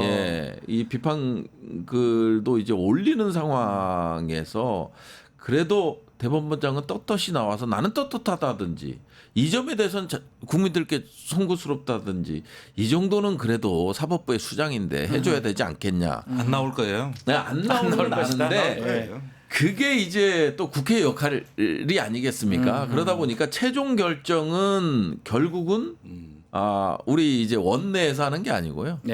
선대본부에서 최종 결정을 하고 있고 아까 말씀하신 강금실 위원장이라든지 윤여준 위원장이라든지 이런 분들이 전반적으로 결정을 하게 될 겁니다. 저는 좀 궁금한 게 조희대 대법원장이 이런 것들을 예측을 못했을까요?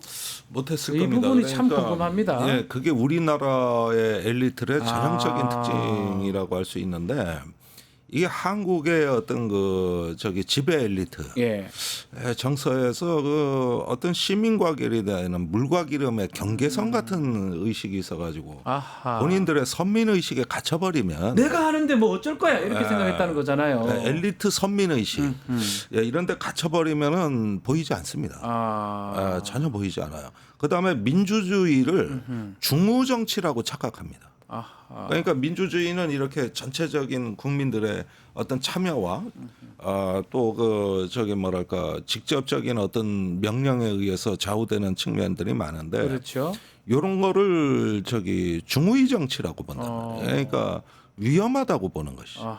그러니까 자기들 정치는 엘리트들이 해야 된다 이렇게 민주주의라는 틀은 어떤 전문가들에 의한 어떤 결정권, 권한으로 보완돼야 된다고 보는 사람들이에요. 그러니까 자기들이 국가의 어떤 일종의 설계자며 또한 동시에 어떤 결정권에 대해 가지고 있다고 믿는 것이죠. 그렇죠. 예. 대법원장 한 명도 그렇지만 같이 했던 9명의 대법관. 야, 이 사람들도 참 이게 진짜 과두 정치의 전형을 보는 것 같아요. 만일 이게 대선이라는 이벤트가 없었으면 이게 그냥 넘어갔겠죠. 그렇죠. 그리고 뭐 우리의 선택이 옳았다. 다 수긍을 할 수밖에 없었는데 결국은 아까도 말씀드렸지만 우리 민주주의가 상당히 공고화됐다라는 걸 많이 느껴요. 대통령 탄핵도 그렇고 이런 것들을 왜 느끼냐면 결국은 대선이라는 거는 국민의 시간이고요. 그러니까요. 헌법에 명시된 대로 결국 권력은 국민으로부터 나올 수밖에 없는 거잖아요. 근데 민주주의의 한 축인 국민의 시간을 내 사법부가 팍 들어온 거잖아요. 맞습니다. 그러니까 국민들은 왜 내 선택권을 빼서 왜 내 기본권을 빼서 이래도 되는 거야? 그러면 이 사람들을 엄단해야 되는 거예요. 국민이 유일하게 이 권력에 그리고 엘리트들에 맞설 수 있는 건 투표밖에 없거든요. 그러니까요. 대선, 총선, 지방선거밖에 없는데 이 국민의 시간에 니네가 우리 시간을 빼서 이게 강하게 작동된 거예요. 이런 것들이 민주주의거든요. 국민은 기다리는 거예요. 끝까지 인내하고 기다리고 우리 민주당도 자 탄핵이 잘못됐어. 탄핵이 남발했어. 그러면 국민의 시간에 심판을 받는 그렇죠. 탄핵을 해가지고 잘못됐다면 민주당 표를 못 받겠죠. 그럼 지방선거에서 지겠죠. 지는 거예요. 그래서 저는 헌재 판결문 중에 명문이 있잖아요. 뭐죠? 야 윤석열 너한테도 기회가 있었다. 총선이라는. 그러니까요. 이런 물리적 폭력, 합법을 빙자한 물리적 폭력을 행사할 게 아니라 계엄이라는 너희한테 2년이란 시간이 있었다. 거기서 총선에서 승리했어야 된다. 이게 민주주의의 단점이자 장점이거든요. 선거라는 거는. 그러니까요. 네. 제도라는 거는 관성을 갖고 있기 때문에 끊임없이 가는 거죠. 그런데 민주주의 이런 선거라는 제도 이거보다 더 나은 게 없기 때문에 이게 유지가 되는 거거든요. 자, 국회의 탄핵, 다수당의 국회의 탄핵 이게 나쁘게 볼 수도 있지만 이거보다 좋은 권한이 없는 거예요. 대신 다만 보장 장치가 있는 거죠. 그렇죠. 국민의 선택. 투표를 통해서 탄핵 잘못됐다. 그러면 표를 이제 못 받는 거잖아요. 그렇죠. 그러니까 실제로 이건 뭐 다른 얘기긴 하지만 허위사실 공표, 거짓말 부분. 미국 같은 경우는 보면 결국 투표로 심판하잖아요. 좀 트럼프 조금 거짓말 좀 많이 하지 않나요? 많이 했죠. 뭐 이민자들 외국인들이 뭐 고양이 개 잡아먹었다고 뭐 그 밑에 거짓말하고 팩트체크가 다 되더라고요. 어떻게 언론에서 거짓말하고 있는 거. 그 윤석열도 이제 조사가 시작되고 있잖아요. 허위사실과 관련돼서 뭐 이게 시작되고 있는데 만일 100만 원 이상이 나오면 여의도 당사 국민의힘은 팔아야 돼요. 500억 날려야 되잖아요. 400억 정도입니까? 들어갔대요. 지난 20대 대선에. 그것도 마찬가지예요. 그러니까요. 똑같은 상황이라고 봐야 돼요.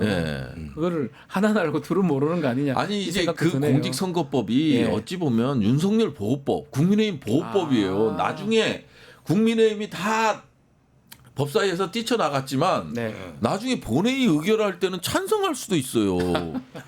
예를 들어서 야 검찰에서 기소한다더라.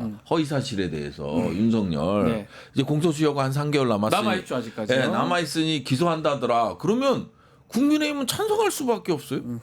어떻게 하겠어? 저 판례대로라면 무조건 유죄입니다. 유죄죠. 뭐 당연히 유죄죠. 아니 그래서 이제 뭐 김만배 모른다. 뭐 우리 장모가 뭐 10원 뭐 그다음에 우리 뭐 이게 모르고 했다고 하지만 이 중에서 또 허위사실 걸려들 게 있거든요. 네, 그러니까요. 국민들의 인식이 많지. 중요하다니까요. 많아요? 많아요. 그 100만 원 이상 나올 것 같습니까? 나오죠.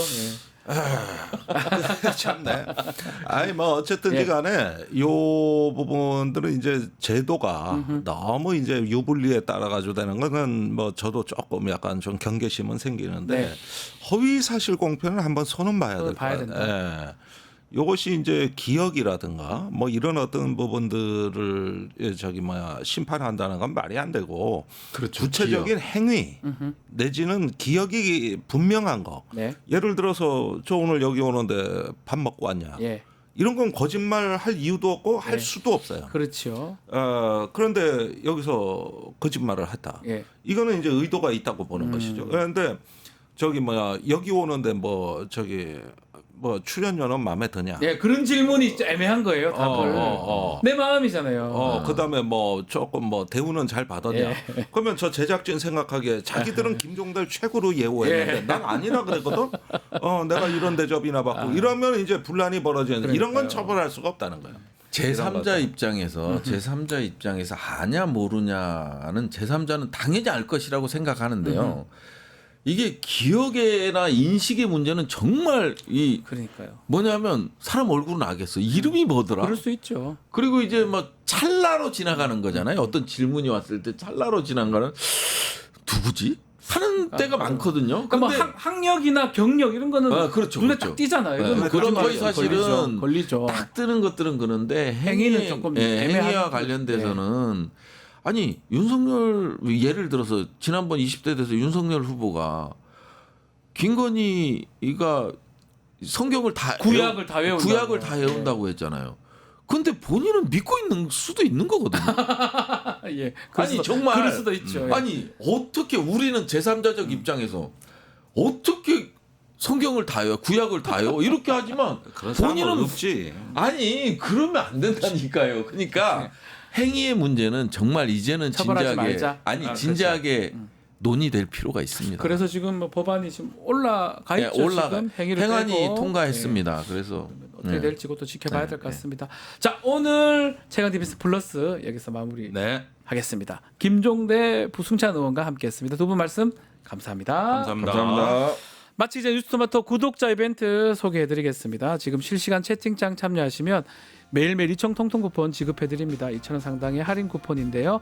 채팅창 링크에 있는 통통 모르에 가입하고 회원 고유번호 코드 실시간 채팅창에 한번 붙여넣기 하시면 이벤트 참여하실 수가 있습니다. 댓글 달면 5번까지 5,000 통통 쿠폰 드리겠습니다. 자, 아래 더보기란 참고해 주시면 좋겠습니다. 이어서 뉴스 인사 프라임 세계와 K 준비되어 있습니다. 어디 가지 마시고 조금만 기다려 주십시오.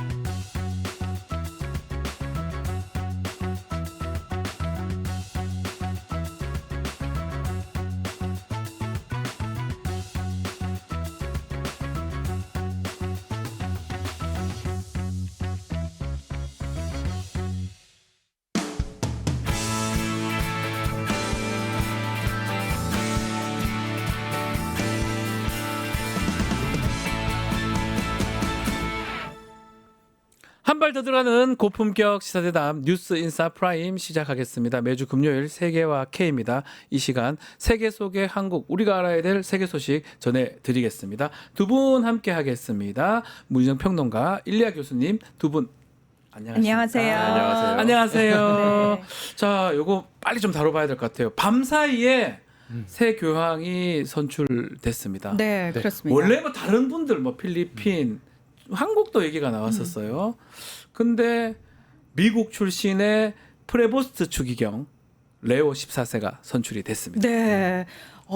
제267대 교황으로 최초의 미국인 교황이 탄생을 했습니다. 미국인. 오. 사실은 그 이전에 왜 유력하게 후보로 이제 꼽히던 분들이 계시잖아요. 네. 전혀 사실은 그 배팅도 나왔더라고요. 배팅도 네. 했던데요. 근데 누가 몇 미국인 퍼센트? 교황은 아예 염두에 안 뒀던 게 뭐냐면은 거론도 안 됐었어요. 그렇죠. 네. 일단은 미국이라는 나라 자체가 세계 강대국인데 이 바티칸 시국 그리고 전 세계 14억 가톨릭 신자를 책임지는 자리에 또다시 미국 이건 좀 아니다라는 그러니까 약간 의도적인 배제가 있었었거든요. 네네네. 이번에도 당연히 그게 통용이 될 거라고 생각을 하고 아예 미국인 후보는 없었는데 물론 페루와 이중 국적자라고는 합니다만 프레보스트 레오 14세 교황이 탄생을 했습니다. 네. 자, 그런데 이분의 그 조금 배경을 살펴보면요. 일단 부모님 두 분 다 유럽 계세요. 예, 유럽 계시고 거기서 이제 미국에서 태어나긴 했지만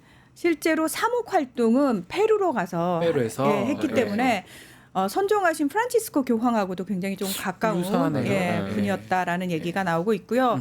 사실은 교황청 내에 보수파 그리고 프란치스코 교황을 필두로 한 개혁파 어느 쪽이 잡을 것이냐 이게 초유의 관심사였는데 이분은 프란치스코 교황하고 가까우면서도 굉장히 좀 중도적이다. 예, 이런 평가를 받고 계시더라고요. 교수님께서는 예상을 좀 하셨습니까? 예상은 못했습니다. 네. 그리고 통상 한 3일 콘클라베가 3일 정도 걸려서 오늘 내일이나 뭐 모레나 돼야 될 거라고 생각했었는데 좀 빨리 결정이 난 것 같아요. 생각보다 빨리 끝난 것 같아요. 그러니까 저도 지난번에도 막 이틀 만인가 프란치스코에서 선택했을 때 그렇게 빨리 했는데 그렇게 빨리 할 줄 많은 사람들이 예상하지 못했고요.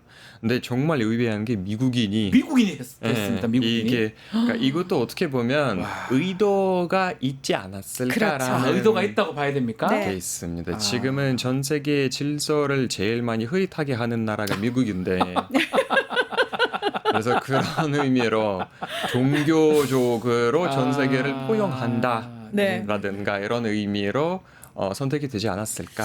네, 굉장히 좀 질서를 제일 흐릿하게 하는 나라가 미국이라서 그러니까 책임지는 의미에서 추기경 교황 대시라 이렇게 설명해 주셨어요. 네, 사실은 그 미국이 많이 혼란스럽잖아요. 그런데 이제 많은 분들이 이제 가톨릭 하면은 유럽의 신자가 제일 많을 거라고 생각을 미국은 하는데 좀 개신교 쪽이 더 셀 거라고 생각하죠.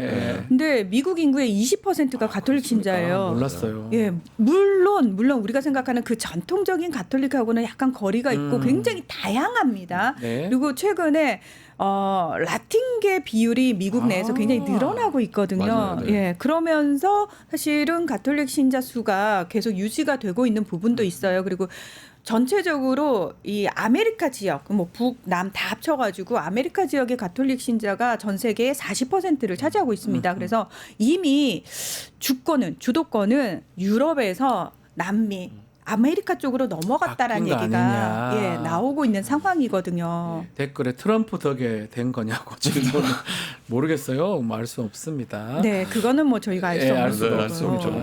근데 뭐 전체적으로는 그럴 수도 있다 이 생각을 하시는 것 같은데 한국과의 관계, 우리 프란치스코 교황이 항상 우리 애정을 많이 보여줬잖아요. 우리 한반도 평화 문제에도 관심이 많으셨고 한반도 내에서 일어나는 참사에 대해서도 굉장히 가슴 아파하셨고 그리고 우리나라를 2014년에 방문을 하셨잖아요. 그리고 2027년에 우리나라에서 세계 청년 대회가 열리잖아요.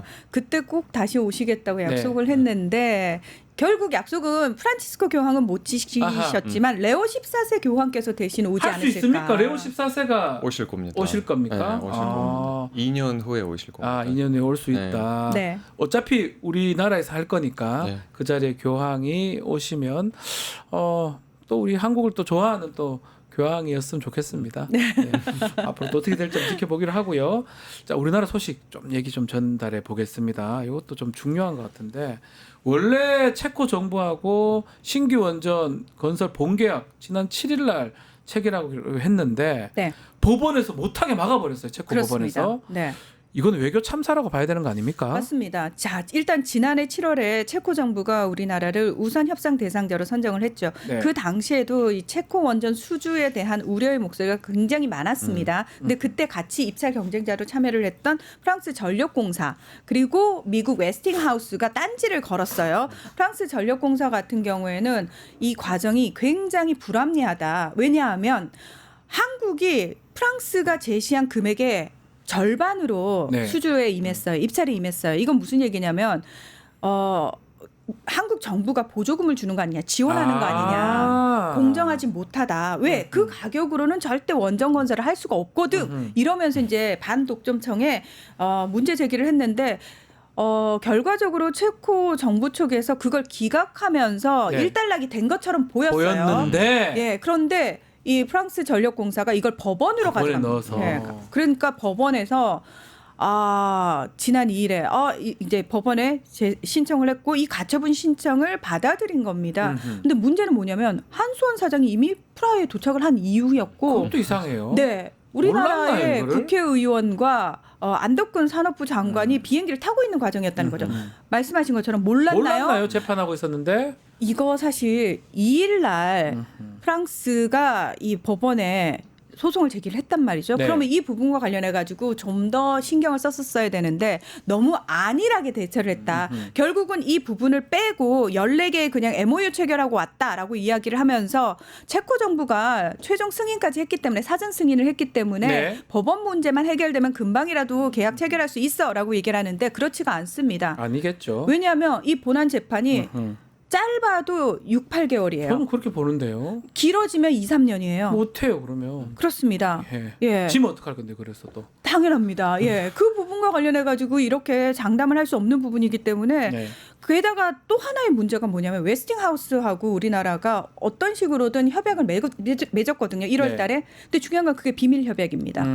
내용을 밝히지 않습니다. 네. 그런데 지금 외신 보도에 따르면은 우리가 어떤 그 원전 수주를 할 때마다 왜냐하면 그 원천 기술을 웨스팅하우스는 자기네 거라고 얘기를 하기 때문에 1조 원이 넘는 돈을 로열티로 무조건 줘야 되는 상황이에요. 그러니까요. 그러니까 죽 써서 개 주는 상황이 될 수 있는 상황이 생기는 거죠. 굳이 이거를 끌고 가는 이유에 대해서 그 저희에 대해서 이 정부가 치적 쌓기에 몰두해가지고 오히려 국익을 해치는 일을 하고 있는 건 아닌지 비판의 목소리가 전문가들 사이에서 많이 나온다는 뭐 하나 거죠. 제대로 하는 게 없어요. 이게 뭡니까 이게.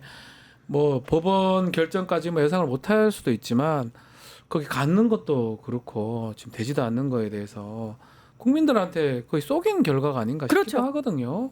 이 정부가 국민들을 속이지 않은 적이 있었나요? 그러니까요. 저희는 투명하게 뭔가를 얘기를 들어본 적이 한 번도 없습니다. 그러니까 이게 예. 그 프로젝트 자체가 굉장히 어두운 면이라든가 밝혀지지 않은 면들이 너무 많기 때문에 네. 사실상 좋게 하면 이것도 특검 대상이에요. 특검이다. 저도 공감은 왜 됩니다. 이렇게 밀어붙이는지. 하필이면. 그러니까 네. 뭐 실적을 채우려고 하는 거는 알겠는데 네. 이거는 너무나도 외교적인 참사로 돌아갈 수 있는 부분이기도 하고 이거는 예. 원전 기술과 관련된 거기 때문에 쉽게 받아들여지는 부분이 아니에요. 다른 나라의 관심도 이해관계도 많이 얽혀 있고. 맞습니다. 그래서 이거는 왜 이렇게 물어붙였는지 과연 거기에 출발하는 사람들이 이 상황에 대해서 모르고 있었는지에 대해서 조금 더 조사가 필요하지 않을까. 특검도 가능한 상황이다. 조사도 가능하다. 알면서 그랬다면 이거는 반드시 책임을 물어야죠. 책임을 물어야 되고. 모르고 했다면 이건 무능력한 겁니다. 이것도 있고 대환고래도 전 해야 된다고. 그렇습니다. 돈 다 날린 거잖아요. 그러니까 안 된다고 했잖아. 근데 그거 억지로 한 개 뚫었잖아요. 돈 몇천억 날린 거 아닙니까? 그렇게 아니, 큰 프로젝트 한 개도 없잖아요. 예. 그러니까요. 그렇게 크게 홍보를 해놓고. 그러니까요. 온통 특검하다가 다음 정부가 다 갈 것 같습니다. 그러니까요. 이런 거 예. 다 따져보면 뭐 언제 일합니까? 아유 답답합니다. 미국으로 넘어가 보겠습니다. 자, 11일 날 미국 중국 고위급 무역 협상 예정되어 있는데 트럼프 대통령 145% 관세 낮출 생각 없다고 하다가 또 잘 되면 또 인하할 수 있다. 야, 이게 뭐 전략입니까? 이랬다 저랬다 이렇게 말 왔다 갔다 합니다. 조급함이죠. 아, 조급한 겁니까? 트럼프 대통령 지금 굉장히 조급합니다. 전략이 아니고. 네. 전략은 오히려 중국이 가지고 중국이 있죠. 갖고 있다. 네, 트럼프 대통령은 전략이 없습니다. 지금 너무 조급합니다. 겨우겨우 영국하고 협상을 타결했다라고 얘기가 나오는데 얘기를 하고 있고. 급하게 그 이야기를 꺼내는 이유도 뭐냐면 관세 이 아름다운 단어로 미국을 다시 위대하게 만들고 부유하게 만들 거야라고 얘기를 했는데 정작 미국 사람들은 물가가 올라서 너무 힘들거든요. 네. 그러니까 트럼프 대통령이 뭐라고까지 얘기하냐면 애들 그렇게 막 사달라는 거 다 사주면 안 돼. 연필은 5자루면 되고 뭐 이런 식으로 아이고. 궁핍하게 살아라라고 얘기를 하고 있거든요. 그럼 미국 국민이 받아들이겠습니까? 당연합니다. 그러다 보니까 야 내가 옳았다라는 걸 어떻게든 보여주기 위해서 야 영국하고 관세 우리 협상했는데 우리가 유리해라는 식으로 이야기를 하고 있는 거거든요. 중국이 우위에 있다. 그 비슷한 얘기가 시진핑 주석 러시아 갔더라고요. 그렇죠. 보여주는 겁니까? 우리 뭐 상관없다. 러시아랑 잘하면 그만이지. 뭐 이런 거로 봐야 됩니까? 일단 제일 큰 부분은 예. 보여주기 쇼입니다. 보여주기 시다. 예.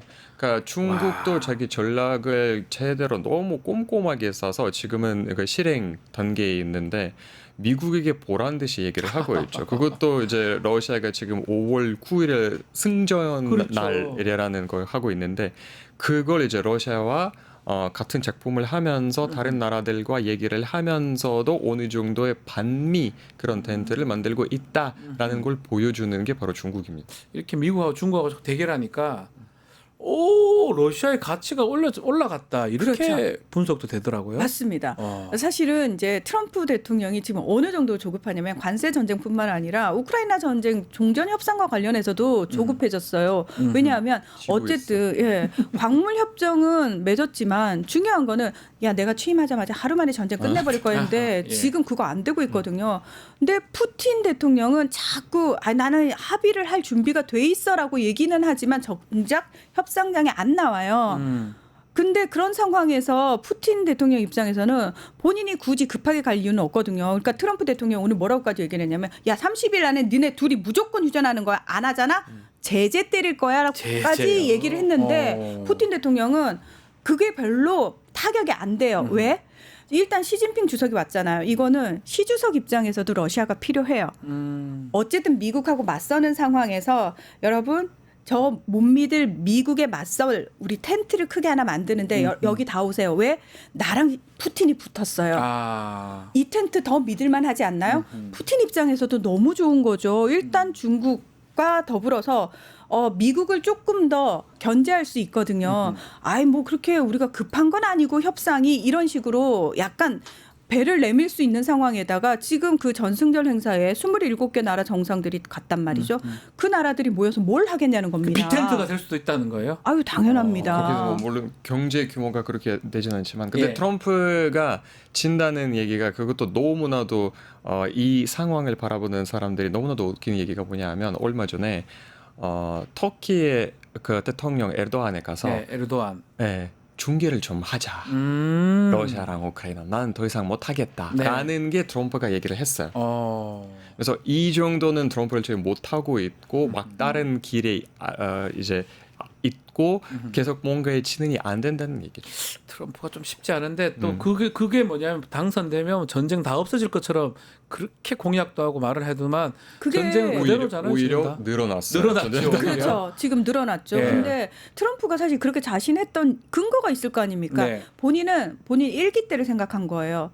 트럼프라는 정치 아웃사이더가 세계의 강대국 미국의 대통령으로 등장을 하니까 전 세계가 다 충격을 받아서 우왕좌왕했단 말이죠. 중국마저도 트럼프는 그걸 생각한 거예요. 다시 내가 돌아왔다. 그렇게 만들 거다. 근데 전 세계는 트럼프가 다시 돌아올 것에 대한 대비를 하고 있었던 거죠. 그렇죠. 우리 한번 겪어봤잖아. 그때처럼 당황하지는 않을 거야가 된 거죠. 지금 그 종식 관련해서 지금 문제인 게 최근에 트럼프 대통령 이렇게 소홀한 틈을 타가지고 이스라엘이 가자 지구에 주민들 쫓아내자 이런 주장도 제기가 됐더라고요. 네, 그렇습니다. 일단 가자지구 어떤 상황이냐면 1월 달에 우리 6주간 휴전을 하자. 그게 1단계고 그 6주간 2단계, 3단계를 논의하자. 그래서 트럼프가 억지로 손잡아. 그리고 서로 이제 악수해. 이걸 만들어놨어요. 3월 초에 그 6주가 끝났는데 거기서 협상이 어그러졌습니다. 네. 왜? 1단계를 연장하자는 이스라엘 측과 하마스가 무슨 얘기냐 2단계로 넘어가야지 안 맞았단 말이죠. 그때부터 이스라엘이 뭘 했냐면 가자 지구로 들어가는 모든 구호품들을 다 끊었습니다. 다 끊으면서 계속 폭격을 하고 있는 거예요.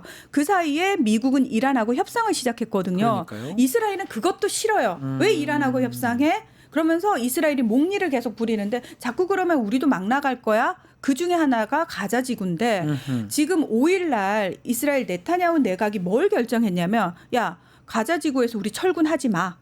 오히려 거기를 우리가 점령해가지고 이스라엘 영토로 만들자로 이야기가 된 겁니다. 네. 그래서 실질적으로 무슨 상황이 벌어지고 있냐면 라파라고 하는 이집트하고 국경이 맞닿아 있는 그 지역에다가 이제 건물을 짓고 있어요. 이스라엘이. 요거 한 2주 걸릴 거야. 그럼 이 건물을 왜 짓느냐?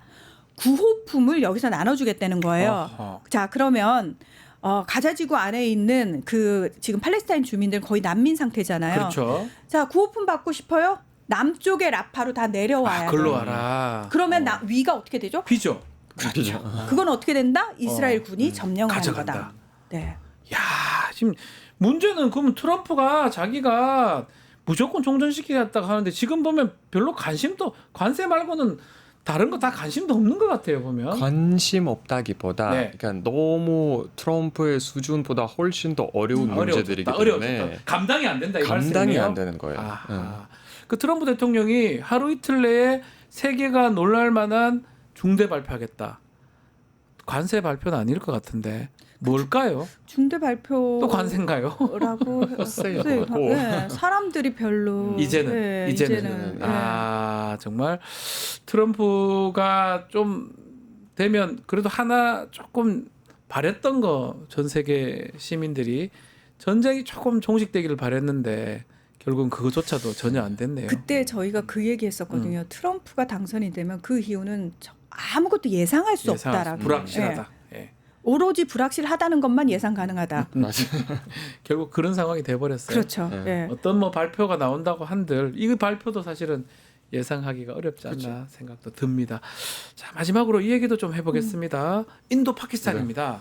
핵을 갖고 있는 두 나라인데 미사일 공격을 주고 받았어요. 야, 이 사실은 이 두 나라는 뭐 알려지진 않았지만 사실 옛날부터 뭐 분쟁이 많았지 않습니까? 핵도 그렇죠. 갖고 있고요. 그렇죠. 그러니까 이게 그러니까 쉽게 말하면 우리가 인도나 파키스탄에 대해서 사실은 많이 몰라요. 그 지역에 관심도 없고. 근데 보면 이게 47년 그러니까 2차 세계 대전이 끝나고 나서 이제 시작한 건데 원래 같은 나라였어요. 그냥 식민지였어요. 그렇죠. 원래는 영국의 식민지였죠. 근데 영국이 물러나면서 이렇게 얘기를 해서 그러니까 주로 거기는 크게 보면 종교가 두 개 있어요. 무슬림이 있고 힌두교가 있는데 있죠. 그래서 영국이 한 게 뭐냐면 자 무슬림은 왼쪽으로 가서 살고 힌두교는 오른쪽으로 가서 살아. 그래서 여기는 인도, 여기는 파키스탄. 자 이렇게 살아. 그리고 물러났어요. 영국이. 근데 그렇다고 해서 사람들이 100%에 완벽하게 나눠진 것도 아니고 그거는 첫 번째 갈등 문제. 두 번째 그 안에서도 약간 독립식의 공국 같은 것들이 있었어요. 그 중에 하나가 바로 카슈미르예요. 카슈미르 지역. 나머지 공국들은 그냥 야 얘네들이 가까운 나라에 붙어 했는데 카슈미르가 지리적으로 보면 인도랑 가깝기도 하고 파키스탄이랑 가깝기도 해요. 그리고 그 공작은 힌두 사람이지만 인구는 거의 대부분 다 무슬림이에요. 윗사람은 힌두교 쪽인데 대부분 사람들은 무슬림들이네. 갈등이 생겼어요. 생길 수밖에 없죠 그러면. 인도 쪽으로 붙긴 했는데 파키스탄이 야 뭐야? 우리 건데. 우리 건데 다 무슬림인데. 그래서 생긴 갈등이에요. 계속 이어지고 있어요. 결국 카슈미르 지역이 가장 문제긴 하네요. 그렇습니다. 거기서 이제 무슬림들이 당시에 그 인도 편입을 결정한 그 고위직에 반대를 해가 정부에 반대를 해서 들고 일어나는데 그걸 인도가 군대를 보내가지고 제압을 해버리거든요. 그러니까 파키스탄도 당연히 군대를 파병을 합니다. 보낼 그래서 수밖에 없겠죠. 2년간 전쟁이 계속됐고요. 유엔의 중재로 야야 여기서 나누자. 인도령 그리고 파키스탄령 카슈미르를 두 개로 나눴어요. 나눴는데. 중요한 거는 나눠놓긴 했지만 거기 내부에 살고 있는 사람들이 완벽하게 갈리지 않았잖아요. 그게 문제예요. 그게 계속 이제 문제가 터지면서 분쟁이 벌어지는 상황이었는데 지난달 22일에 인도령 카슈미르 유명한 관광지에서 테러가 벌어지면서 26명이 사망을 하는데 인도 정부가 갑자기 이렇게 발표를 합니다. 이거 파키스탄 배후가 있고 그 파키스탄 분리독립을 주장하는 무장 조직이 일으킨 거다라고 이야기를 하면서 갑자기 강경 조치에 들어갑니다. 뭐 인도 내 파키스탄 사람들 다 나가라부터 시작해가지고 그러니까 파키스탄 입장에서도 대응 조치를 할 수밖에 없는 상황이었고요. 그러면서도 파키스탄은 뭐라고 얘기를 했냐면 이제 전쟁을 하고 싶지 않으니까 전면전으로 갈 게 너무 분명해 보이니까 자꾸 국제사회에 우리는 이 일과 관련이 없으니까 국제조사 차라리 해달라. 그리고 중동 국가한테 계속 이거 중재 좀 해달라라고 얘기를 했는데 인도가 이례적으로 굉장히 강하게 나갑니다. 인더스 강이라고 그 강이 흐르는데 두 나라를 관통해서 흐르는데 상류가 인도에 있거든요. 인도가 그 상류를 막아버려요. 아, 파키스탄. 네. 그러니까 파키스탄 입장에서 이거 전면전 하자는 거지. 그렇게 느끼겠네요. 그러니까 인도가 미사일 빵. 파키스탄이 우리도 쳐맞았네 이거 빵.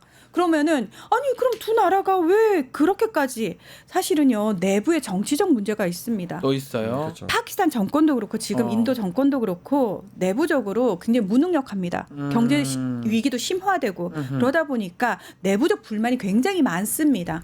그 정치적인 어떤 분쟁 상황을 갈등 상황을 외부로 표출. 그렇다면 가장 문제가 핵을 갖고 있는 나라예요. 두 나라 다. 전면전의 가능성도 있는 겁니까? 저는 없다고 보는데 없다고 보는 이유가 바로 그러니까 이 두 나라에 뒤에 배후가 있어요. 그렇죠. 인도 뒤에는 미국이 있고 그래요? 파키스탄 뒤에 중국이 있어요. 그래서 그것도 국내적인 정치 문제에다가 그러니까 외부적인 그렇죠. 이런 압력이 있어서 전면으로 들어가는 게 어려워요. 자. 인도하고, 미중 패권 문제도 또 여기 걸려 있네요. 인도하고 중국은 둘 다 14억이 넘는 인구를 가지고 있잖아요. 싸우고 있거든요. 옛날에 그 분쟁도 많이 했잖아요. 국경 지역에서. 맞습니다. 그런 상황에서 원래는 파키스탄이 굉장히 친미 국가였거든요. 그런데 파키스탄에 중국이 1대1로 프로젝트를 하면서 중국 쪽으로 탁 붙어버려요. 그리고 이번에 인도 전투기 격추시키는데 중국 전투기가 파키스탄이 중국 전투기를 가지고 격추시켰다는 거 아닙니까? 그러니까 자 미국 입장에서는 지금 중국하고 또 갈등을 벌이고 있는 상황에서 인도가 전략적으로 필요한 거예요. 그래서 인도가 지금 미국 쪽으로 붙은 거거든요. 그래서 이건 미중 패권 전쟁의 또 대리전이다라는 얘기가 나오고 있는 겁니다. 어디 가나 미국하고 중국 싸움에 대리전이 되는 상황이다. 파키스탄은 중국. 또 인도는 미국. 알겠습니다. 좀 전면전 일어나지 말아야 되겠죠. 전면전 나오면 진짜 이제 다 유럽에 있죠. 중동, 인도, 파키스탄까지 하면 무서워요. 전 세계가 지금 다 대만까지 하면 대만도 있죠. 그래서 그 무서워요. 안 유엔에서 안 돼요. 공식적으로 그 얘기를 했어요. 인도 파키스탄에서 군사적 충돌이 벌어지면 세계는 이걸 감당할 자신이 없다. 자신이 없다. 전장이 너무 많아요. 전쟁이 절대 안 됩니다. 알겠습니다. 오늘 말씀 여기까지 듣겠습니다. 문희정, 일리아 두 분 감사합니다. 고맙습니다. 감사합니다. 자, 오늘 방송은 여기서 마무리하겠습니다. 저희는 다음 주 월요일에 다시 찾아뵙겠습니다. 시청해주신 여러분 고맙습니다.